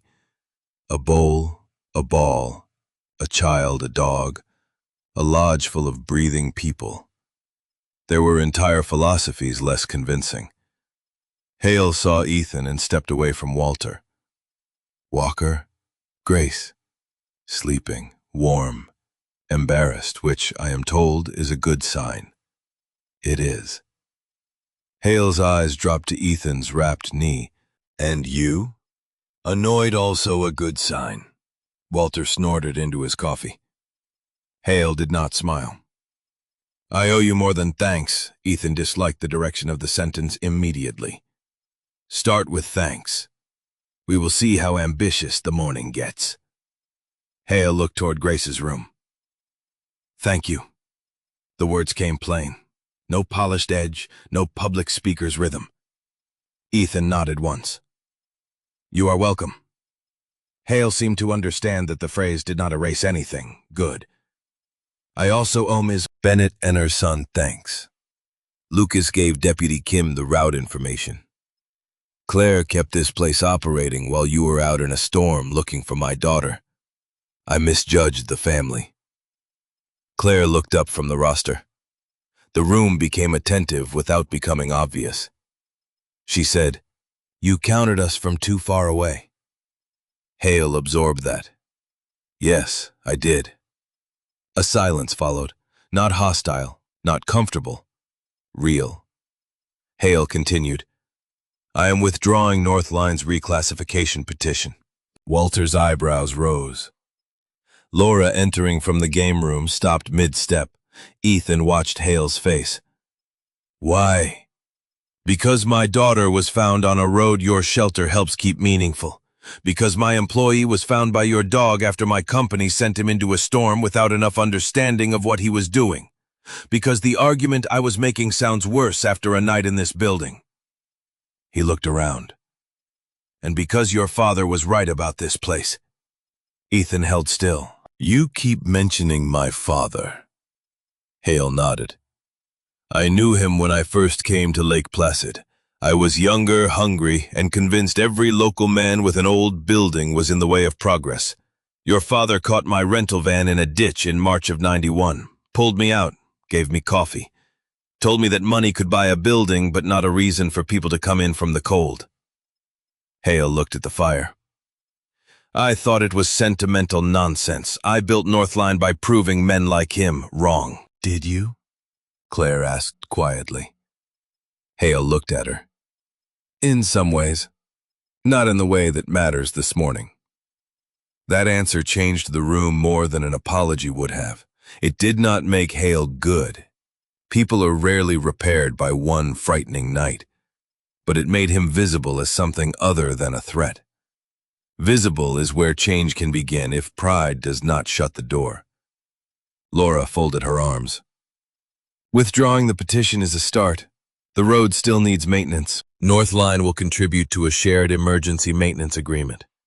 Public access preserved, shuttle windows negotiated around rescue priority. I will have my council draft language, but Deputy Kim and the town can review every line. Claire said, plain language summary attached. Hale turned to her. Yes, Emma added, and definitions. Hale looked down at her. Definitions? She nodded. That is where people hide things, Walter murmured. I may adopt this child. Claire said, get in line. The storm began to ease by mid-morning. The sky lifted from iron to pearl. Snow still fell, but gently now, as if pretending innocence. People left in stages as roads reopened, the plow driver first, then the snowmobilers, then the older couple with extra soup in jars, then Mr. Alvarez's nephew who came to collect him and cried in the doorway while pretending not to. Grace and Martin stayed until Laura cleared her to travel. Before leaving, Grace approached Ethan with a blanket around her shoulders. She was 23, pale from the night, but steady enough to stand without help. My father says you and Atlas found me. Atlas did the better half.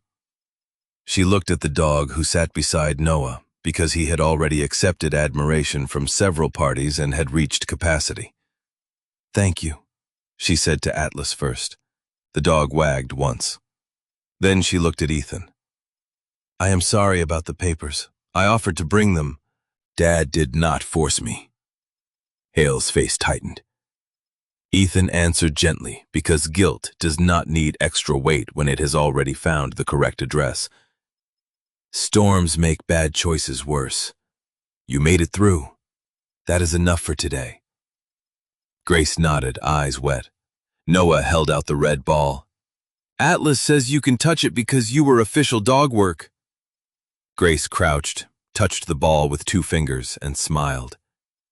I am honored. After the Hales left, Pine Hollow became strangely quiet. Not empty. Never again in the old way.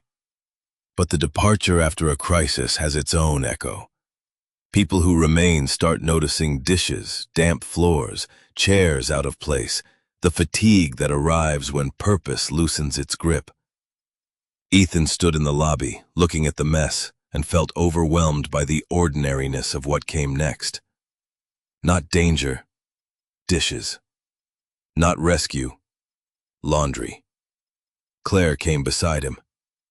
Do not look at it all at once. What should I look at? 1 table. He looked at the nearest table. 3 mugs, a spoon, a child's drawing of Atlas wearing a badge, crumbs. Manageable. That table is a disgrace. Then start there. So they did. Everyone did. Lucas woke and immediately tried to apologize for sleeping. Walter told him that sleep was not desertion. Emma collected rosters and donations. Sophie sorted blankets by dry, damp, and tragic. Caleb announced that tragic blankets needed morale.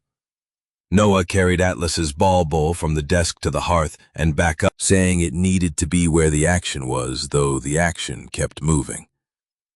By evening, the lodge was cleaner than before the storm. The operations jar held more than it had the week prior. The storm shelter log contained names, times, services provided, and follow-up needs. Laura called to say Mr. Alvarez was fine, Grace was fine, Ben Porter had sent another statement, and the town wanted to fast-track Pine Hollow's provisional shelter status. Fast-track? Ethan said. In local government terms, that means before the next ice age, Laura said. Celebrate responsibly. Miriam Tate called the next day with news on Daniel. His lawyer had produced no documents with Claire's signature. 1 debt had been incurred after Claire left Burlington, another was solely Daniel's business obligation. The letter had been more smoke than fire. Miriam would file a formal response and warning against further unsupported claims. Can he keep trying? Claire asked, seated at the kitchen table with Ethan beside her, and all 5 children pretending not to listen. Miriam's voice came through the speaker. People can always keep trying, but unsupported trying gets expensive, and his position is weak.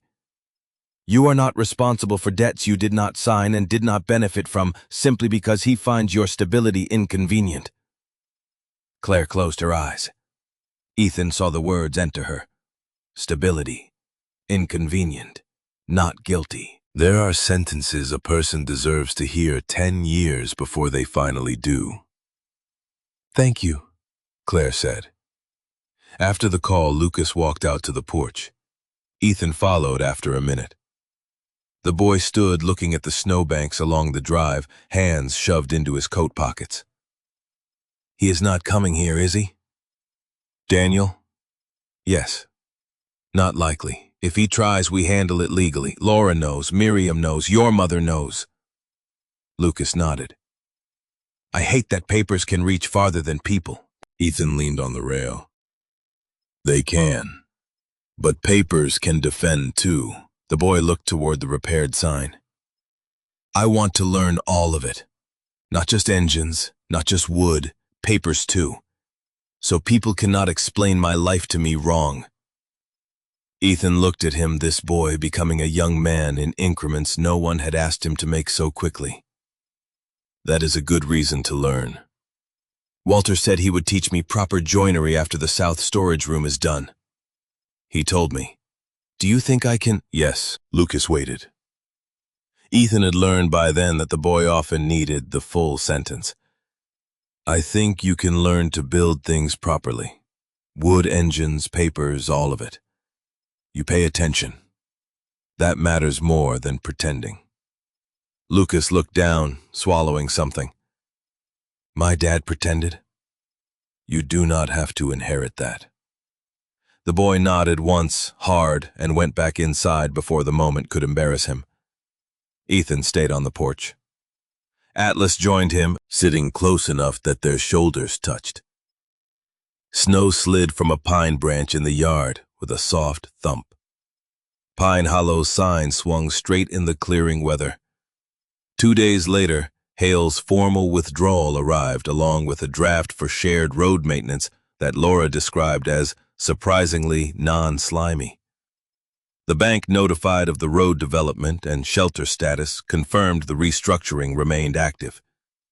Miriam filed Claire's response. Walter began planning deeper repairs to the north wing, one wall at a time. Money remained tight. The roof still needed real work. Ethan's knee required a doctor, and Claire made the appointment with a calm disregard for his objections. No ending worth having arrives without chores, but the shape of the future had changed. On a cold, clear evening, Ethan found Claire in the dining room surrounded by fabric ledgers and a half-repaired coat. Noah slept on a bench nearby with one hand on Atlas's back. Sophie had left 3 drawings on the table: Pine Hollow in snow, Pine Hollow in spring, Pine Hollow with what appeared to be a garden behind it. Spring? Ethan asked, lifting the drawing. Claire looked up. She is optimistic. She drew 8 trees. She likes even numbers. Ethan studied the page. The trees stood behind the lodge, small and green, with red dots that might have been apples or decorative errors. My father always wanted maples along the back line. Syrup for guests, shade in summer. Claire's needle paused. You never planted them? No. Why? He could have said money, time, weather, debt, all true. Not the truest. Planting trees assumes you will be around to see them matter. Claire looked at him for a long moment. And now? The lodge made small sounds around them, pipes ticking, children murmuring in the lobby, Walter singing badly to himself in the mudroom. Atlas dreaming with his paws twitching under Noah's hand. Ethan set the drawing down carefully. Now I am considering the arrogance of spring. Claire smiled. That was almost poetic. Do not tell anyone. I might, for leverage. He sat across from her. For once, he did it before being ordered. Hale said my father told him money could buy a building, but not a reason for people to come in from the cold. Your father sounds like someone who knew what he had built. Ethan looked at the beams overhead, dark with age and smoke and years of winter breath. I am starting to. Claire folded the repaired coat over her lap. Ethan, yes? When Noah asked if Pine Hollow was our place, I said it was a place we were helping. That was honest then. And now? Her fingers rested on the fabric. Now I do not know how to answer without wanting too much. He heard the vulnerability under the practical words. It was the bravest thing she had said to him. He did not rush toward it. He did not dress it up. Maybe we make the answer legal first, he said. She blinked. Business legal? Partnership, exact. No fog. Your repair work, shelter operations, lodging support, revenue share, decision rights, housing terms for you and the children that do not depend on my mood or anyone else's charity. Pine Hollow needs what you do. I need what you do. He paused, then gave her the part that cost more. And I want you here. Claire looked down. Her hands were very still. That is a large sentence. Yes. You sure you know what it means? Ethan looked toward the lobby where Caleb was telling Lucas that Atlas's badge design needed more shine, where Emma was correcting a label, where Sophie hummed over paper, where Noah breathed easily beside the dog who had found him in the snow. No, he said, but I know what it does not mean. It does not mean temporary gratitude. It does not mean silence as rent. It does not mean your work disappears into my name. Claire's eyes shone. She did not cry, Not quite. Then we asked Miriam to draft it. Already left a message. That surprised the laugh out of her. You planned this? I made a column. She covered her face with one hand, laughing quietly now, and the sound traveled through the dining room like warmth moving under a door. Ethan sat there and let himself hear it. Outside, the snow reflected moonlight. Inside, Pine Hollow kept changing its mind about what it could become. Miriam Tate drafted the partnership agreement with the precision of a woman who believed sloppy kindness could do almost as much harm as cruelty. She sent the first version with a note at the top, read every line, especially the lines you like. Claire read it at the dining room table with a pencil in hand, Ethan across from her, Emma beside them as unofficial clerk until bedtime, and Atlas under the table, pretending not to be deeply invested in contract law. The agreement named Pine Hollow Community Lodging and Storm Shelter Operations as a business activity within Pine Hollow Lodge. It described Claire Bennett's role in guest services, repair work, kitchen coordination, storm shelter support, and administrative records. It described Ethan Walker's role in property ownership, emergency operations, maintenance training, and lodging management. It set revenue percentages. It separated Claire's personal finances from Daniel's unsupported claims. It specified housing as part of compensation and operational necessity, not charity. It gave termination notice requirements, dispute procedures, and a written pathway for expanding Claire's stake if the business met revenue goals over the next year. It was not romantic. That was what made it beautiful. Claire reached the housing clause and stopped. Ethan watched her read it 3 times. This says no one can remove us without process, she said. Yes. Not even you. Especially not me. She looked up. You asked for that. Miriam suggested it. I agreed before she finished the sentence. Claire looked back at the page. Her expression tightened, then changed in a way Ethan could not name without trespassing. For years, perhaps, home had meant the mood of the person whose name was on the lease. Now a paragraph said otherwise. A paragraph can be a roof if it is written correctly. I want one change, Claire said. Ethan felt a brief fear, foolish and immediate. The children should not be listed as informal helpers. If they work, it is age-appropriate, voluntary, and supervised.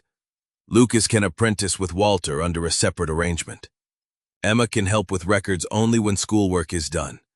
Sophie can help with room setup as chores, not labor. Caleb and Noah are children. I will not let survival turn them into staff. Ethan nodded slowly. Respect moved through him, warm and heavy. Agreed. Emma, who had been listening, said, I can still do columns. Claire touched her daughter's hair. Yes, but you get to be 10 while doing them. Emma considered this as if the privilege were unfamiliar but possibly useful. All right. They signed the agreement 2 days later at Miriam's office. There were no speeches. Miriam handed them pens. Claire signed first, her name clear and steady. Ethan signed next. Atlas waited in the truck because the bakery downstairs had a strict policy about dogs and pastries that Ethan considered discriminatory. Afterward, Claire stood on the sidewalk under a pale winter sun with her copy in both hands. Snowbanks rose along the curb, gray at the edges from traffic. A church bell rang somewhere nearby. I thought it would feel bigger, she said. Ethan looked at the folder. Does it not? It feels quiet. Quiet can be big. She nodded. Yes, I suppose it can. On the drive back, she asked to stop at the hospital. Noah had a follow-up appointment anyway, but she wanted to bring cookies to the nurses, purchased with her own repair money. Ethan waited in the truck with Atlas while she took Noah inside. The boy returned 20 minutes later wearing a paper sticker on his coat and carrying a small plastic cup of apple juice like a trophy. Doctor says my lungs are sounding better, Noah announced. Excellent report. Atlas needs a doctor too. Atlas turned from the passenger seat. For his badge, Noah explained. He does not need a doctor for his badge. He needs someone official to say he is official. Ethan glanced at Claire. He has discovered certification. Claire buckled Noah in. Wait until he discovers licensing fees. The lodge welcomed them back with the smell of bread. Sophie and Walter had attempted biscuits. The result was uneven but edible, which Walter declared the standard of civilization.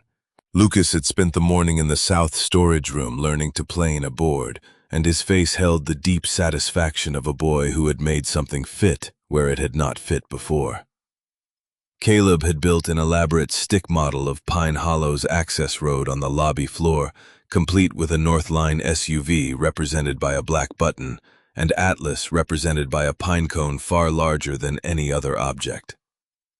Emma had created a school schedule for herself and her siblings, including reading time, chores, rest, and outside nonsense, which Caleb objected to until Claire pointed out that he loved outside nonsense.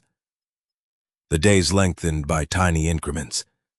Winter still owned the mountain, but the light began returning in the late afternoon, a thin gold stripe along the ridge that made the snowbanks glow.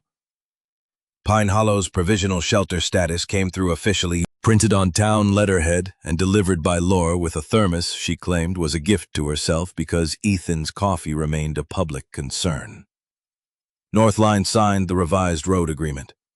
Hale came in person to deliver his copy, and this time he knocked, waited, and accepted coffee without making the room brace. He and Ethan stood on the porch afterward, watching Walter and Lucas measure lumber near the storage room. The boy has a good eye, Hale said. Yes. Grace asked about volunteering here when she is back from Albany. Ethan glanced at him. At Pine Hollow? She said she would rather do something useful than sit in my office pretending permit folders are destiny. Hale's mouth moved in a tired half-smile. She has developed opinions. That can happen when a person is rescued by a dog. So I am learning. The silence between them was no longer a fence, not quite a bridge, something under construction. Hale looked toward the north wing. Northline has surplus insulation from a project delay. Wrong quantity for us, right enough for some of your closed rooms. I can sell it at cost. Ethan studied him. At cost, with invoice, clear terms, no favor disguised as leverage. Claire taught you plain language. Claire frightened my counsel into it. That did make Ethan smile. Hale grew serious. I am not trying to buy Absolution, Walker. Good. It is not for sale. No. Hale nodded. But I would like to do business in a way that lets me eat dinner without hating the room. Ethan thought of the man at his table admitting he ate alone every night. Though that conversation had not happened exactly like that yet. It hovered in pieces through Hale's visits, in the way he lingered near warmth and left before needing to be asked. Then send the invoice. I will. The North Wing became the next campaign. Not finished, not transformed, but reclaimed room by room. Walter supervised. Lucas learned. Ethan worked within doctor-approved limits, a phrase he found offensive and everyone else found useful. Claire managed repair orders and shelter calls from the front desk. Emma kept the calendar. Sophie selected paint from half-used cans and invented names for colors that were more honest than the labels. Almost cream. Not sad green, maybe sun. Caleb and Noah were not allowed to paint walls after an incident involving a baseboard, a sock, and conflicting artistic theories. Atlas walked through fresh drop cloths exactly once, leaving paw prints in not sad green, and Sophie declared them a historic feature until Claire disagreed with her whole face. One evening in early March, Walter brought up the cabin. He did it while sharpening a pencil at the dining room table, which was how he introduced ideas he wanted to pretend were casual. Storage cottage out back has a decent foundation. Ethan looked up. The old cottage had once housed seasonal staff, then broken furniture, then nothing useful. It has 3 walls and a raccoon hole, Walter said. Had. I patched the hole last fall. Claire raised an eyebrow. Why? Because holes bother me. That answer is suspicious but acceptable, Walter went on. Frame is better than it looks. Roofline needs work. Insulation, chimney inspection, windows. Could make it into a proper small cabin by spring if we start now. The table quieted. Ethan looked at Claire. Claire looked down at her ledger. The partnership agreement made housing clear, but they were still sleeping in adapted guest rooms, always slightly temporary, always close to the sense that a paying guest or emergency might shift them. A cabin would be different. A place with a door the children understood as theirs. Large expense, Claire said. Ethan nodded. Yes. We just got breathing room. Yes. And you want to spend some of it on walls? Not some of it, carefully. Mill Credit hails insulation at cost Walter's labor if we can afford to feed him biscuits of uncertain quality. My work, Lucas apprenticing. Lucas sat very still. Sophie looked as if she had already placed the windows in her head. Caleb whispered, Can a cabin have a stick area? Noah asked, Can Atlas visit? Ethan answered the second question first. Atlas goes where Atlas chooses. We all learned that. Claire did not smile. She was doing the hard math. Why now? Ethan had prepared several practical answers. Winter lodging flow, operational separation, emotional stability for the children, better room availability in the main lodge, all true. He chose the one that mattered most. Because temporary keeps charging interest. Claire looked at him then. The room held the sentence, The children need to know they are not waiting for the next door to close, he said. You need work that is not folded every night beside a bed someone else might need. Pine Hollow needs the guest rooms back, if this plan is going to stand. And I need to stop acting like giving people a real place is more dangerous than letting them hover. Claire's hands flattened on the ledger, that old, steadying gesture. You always make emotional things sound like maintenance. Maintenance is emotional. Ignore a roof long enough and it starts telling the truth in buckets. Walter pointed the pencil. Best thing you have ever said. Sophie whispered, That should go on the wall. Claire laughed softly, then covered it with a breath. All right, she said. We price it. We do not leap. We price it. Pricing became planning. Planning became lumber. Lumber became Saturdays. The community appeared again, not in a crowd this time, but in a steady rotation. Walter Lucas, young Ben Porter on 2 afternoons, Grace Hale with sandwiches and a willingness to sand window frames, Laura carrying donated emergency blankets that had nothing to do with the cabin but somehow arrived with her anyway. Ruth Carver with curtains from a chest upstairs. The Syracuse grandmother mailing coffee so strong Ethan accused her of trying to repair him by force. The cabin emerged slowly from storage and neglect. Boards straightened, windows cleared, a small stove was inspected and made safe. The floor uneven in one corner was repaired by Lucas under Walter's eye. When the last board settled into place, Lucas stood looking at it. It fits. Walter nodded. Because you made it fit. I want to keep doing this. Then keep showing up. Lucas absorbed that as if it were a map. The Bennett family moved into the cabin on the first mild Saturday of March. Mild, meaning the air no longer tried to bite exposed skin immediately. There was still snow on the ground, but the roof dripped in sunlight. No ceremony had been planned, which meant one assembled itself. Sophie carried in the first lamp. Emma carried the ledger box. Caleb carried sticks he insisted were structural models. Noah carried Atlas's red ball, though Atlas walked beside him and could have managed his own equipment. Claire carried her sewing basket.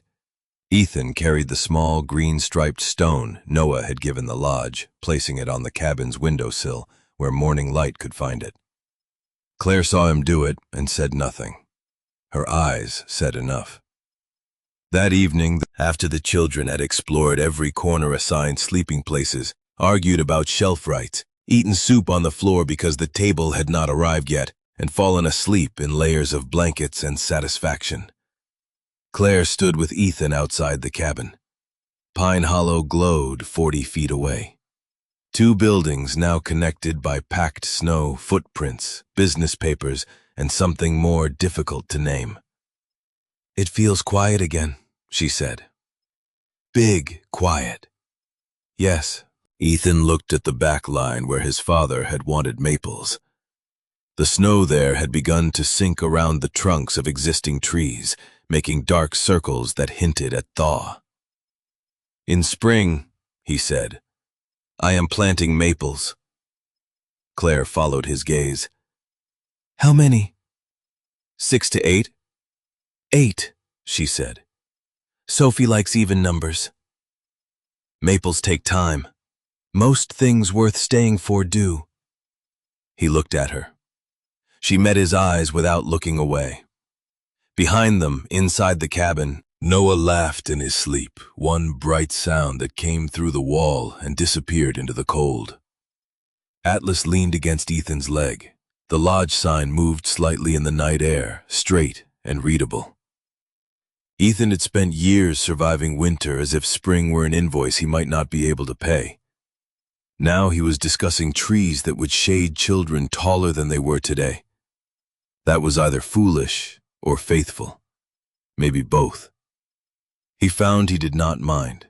Spring in the Adirondacks does not arrive in a straight line. It sends a warm afternoon ahead of itself, then takes it back with sleet. It loosens one drift and hardens another overnight.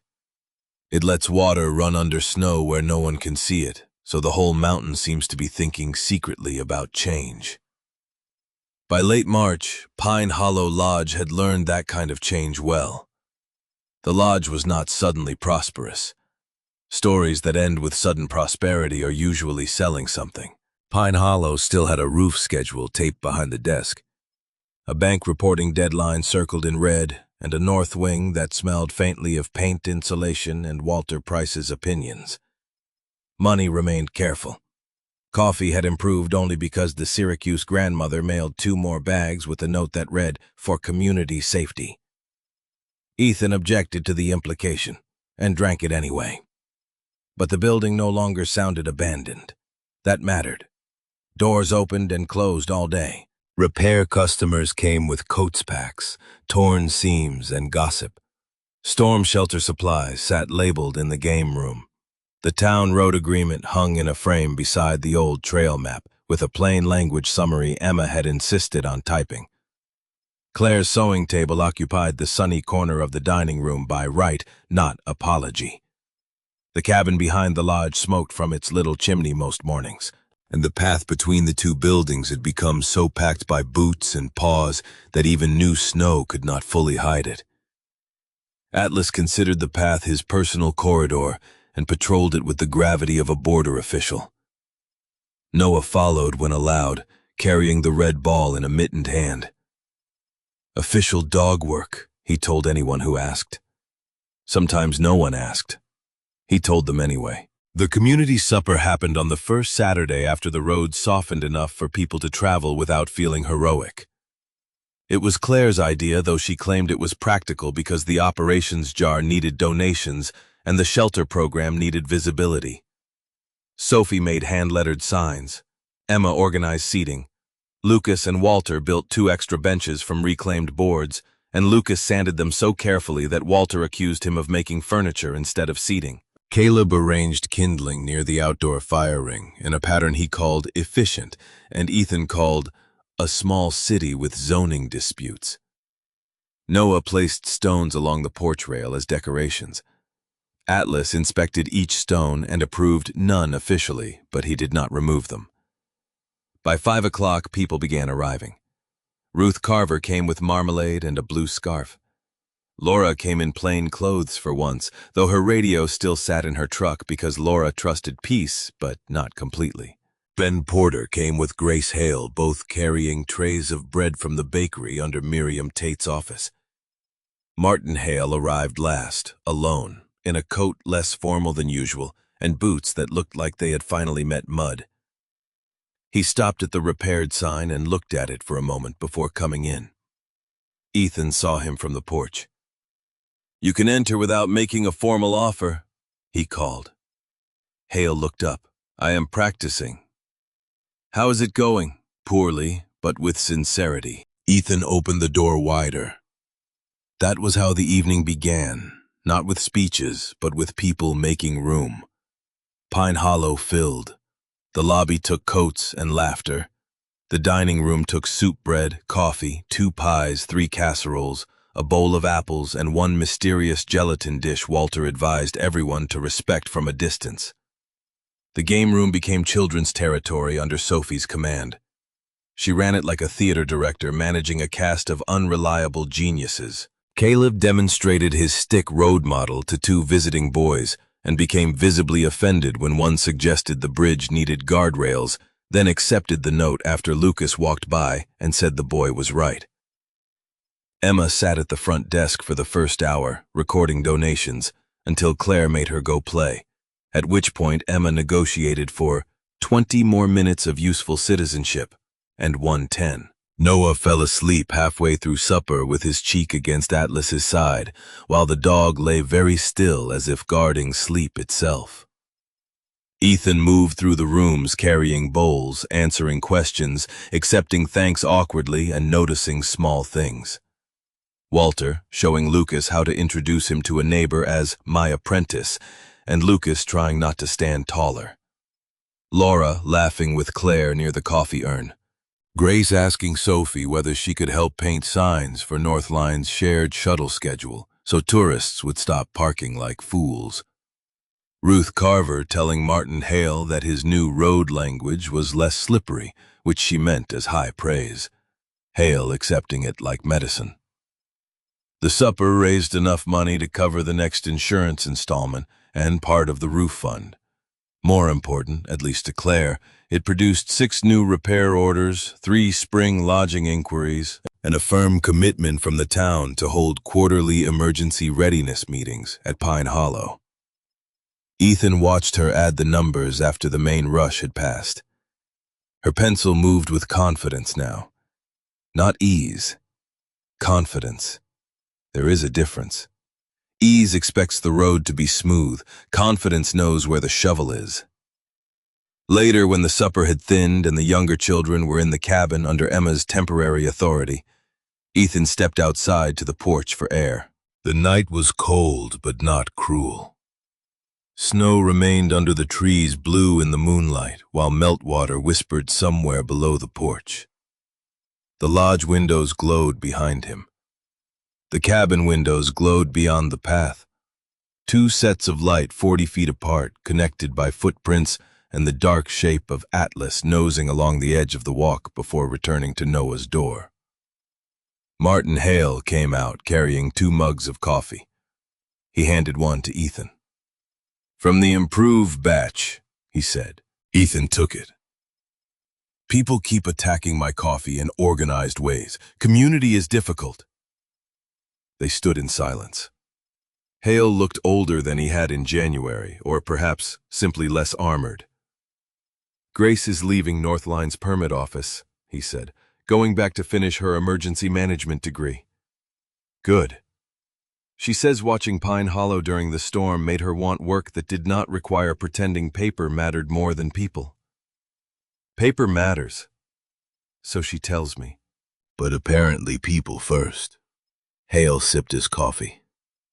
"I have been thinking about what your father said. Money buying buildings, not reasons." Ethan waited. Hale was learning to continue without being forced. "I built reasons for investors, for tourists, for growth. Those are not false reasons. But they are thin if no one can come inside them when the road closes." He looked toward the cabin. "You have something thick here." Ethan almost smiled. "That is one way to describe a family of 5 children. 6 if we count the dog as administration." "Noah does." Hale nodded. Walker, I am sorry for the way I came at this place. Not because I lost, because I recognized too late that I was trying to purchase something I had not bothered to understand. Ethan looked at the snow. Forgiveness is not a switch. It is more like thaw. Some ground softens first, some remains hard longer than anyone expects. I hear you, he said. Hale accepted that. It was not absolution, but it was not rejection. For men like them, sometimes that was the honest middle. Claire joined Ethan after Hale went back inside. She carried no coffee, which suggested she had come for air rather than caffeine, a worrying sign of personal growth. She stood beside him close enough that their sleeves touched. Good night, she said. Yes. You survived, thanks. Barely. Several people praised your leadership. Cruel of them. She smiled, looking out at the dark line where the maples would go. The ground there remained mostly snow-covered, but flags marked 8 places. Sophie had made the flags from blue fabric scraps. Caleb had helped and argued that 10 trees would be more impressive. Emma had pointed out budget. Noah had asked whether trees could be official dog work. Atlas had declined comment. We should order saplings next week, Claire said. 8 sugar maples. 6 sugar, 2 red. Color matters. Sophie and me. He looked at her. You have tree opinions. I have many opinions you have not earned yet. Looking forward to the invoice. She laughed quietly. Then the laugh faded into something warmer and more serious. When you found us, I thought I had reached the end of every road I knew. I did not think in years. I thought in hours. Keep Noah breathing, keep the others warm, keep Daniel's shadow from catching us. That was all. Ethan said nothing. The night held the words carefully. Now Emma talks about summer guests. Lucas talks about apprenticeships. Sophie wants curtains that move in spring wind. Caleb is building roads out of sticks because he believes roads go somewhere. Noah asked me if maple trees grow tall enough for Atlas to have shade. Her voice softened. That is what you did. Ethan looked toward the cabin light. No. Claire turned to him. Ethan. I stopped. Atlas found you. We got you inside. But this... He gestured toward the lodge, the cabin. The supper, the signs, the path, the flags for trees not yet planted. You did this too, all of you. I was holding a building together alone and calling it loyalty. It was really fear with a hammer. You walked in frozen, broke half my systems, used all my towels, and made the place remember what it was for. Claire's eyes shone in the porch light. That is a terrible thank you speech. I am out of practice. It was also good. He let that stand. Some compliments should not be wrestled. Inside the cabin, Noah's laugh rose, followed by Caleb's protest and Emma's calm correction. Atlas barked once, not alarmed, probably administrative. Claire closed her eyes briefly and listened. We saved each other, she said. Not a question. Ethan thought of the ravine that was not a ravine now, the minivan under snow, the night the lights went out, the generator coughing awake, Lucas holding a wrench, Emma's columns, Sophie's warm rooms, Caleb's kindling city, Noah's hand on Atlas's head, Claire's palms flat on tables where fear had tried to sit across from her. He thought of his father who had built a place for people to come in from the cold, and of all the years Ethan had mistaken guarding that place for keeping it empty. Yes, he said. We did. The next morning, after the supper dishes had been washed and returned, Ethan found Noah crouched by the maple flags with Atlas beside him. The snow had crusted overnight, and the boy's boots left small half-moon marks across the surface. What are you doing? Ethan asked. Noah held up the green-striped stone. This is for the first tree. Ethan crouched carefully, knees still stiff but improving. High-value currency again. It has a stripe, Noah said, patient with adults who forgot fundamentals. Atlas sniffed the stone, then sneezed. Approved? Ethan asked. Noah considered the dog. Approved. Claire came down the path from the cabin, shawl around her shoulders, hair loose in the pale sun. Behind her, Lucas carried a toolbox toward Walter's truck. Emma followed with a clipboard. Sophie held paint samples. Caleb dragged a branch far too large for any stated purpose. Pine Hollow's day began around them, ordinary and full. Ethan looked at the 8 flags, the snow sinking around them, the lodge behind him, the cabin ahead, and the dog who had heard a child through a storm when Ethan almost drove on. In a few weeks, if weather allowed, they would break the ground. The trees would be small, unimpressive things at first, sticks with roots, easy to miss unless someone told you what they meant. Years would have to pass before shade, years before syrup, years before children stood taller beneath them and remembered the winter when everything changed.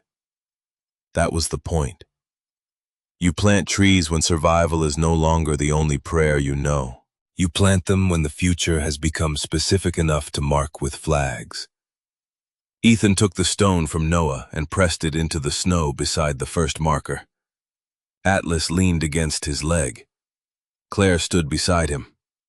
The sun touched Pine Hollow's repaired sign, the cabin window, the old road kept open for anyone who needed warmth, and the mountain still white, already thawing. Sometimes God sends rescue in a form we almost miss. A sound under the wind. A stranger at the door. A dog that refuses to let us drive past. A child who reminds us what hope looks like when it is small and stubborn. Ethan thought he was saving Claire and her children, but the Lord was also saving him from a lonely life that had become too narrow. That is how grace often works. It asks us to stop, to help, to stay, and then it quietly builds a future bigger than the one we were brave enough to imagine. If this story touched your heart, write Amen in the comments and share it with someone who needs to remember that no winter lasts forever. May God bless every tired parent, every lonely veteran, every child waiting for safety, and every faithful heart still choosing kindness in the cold.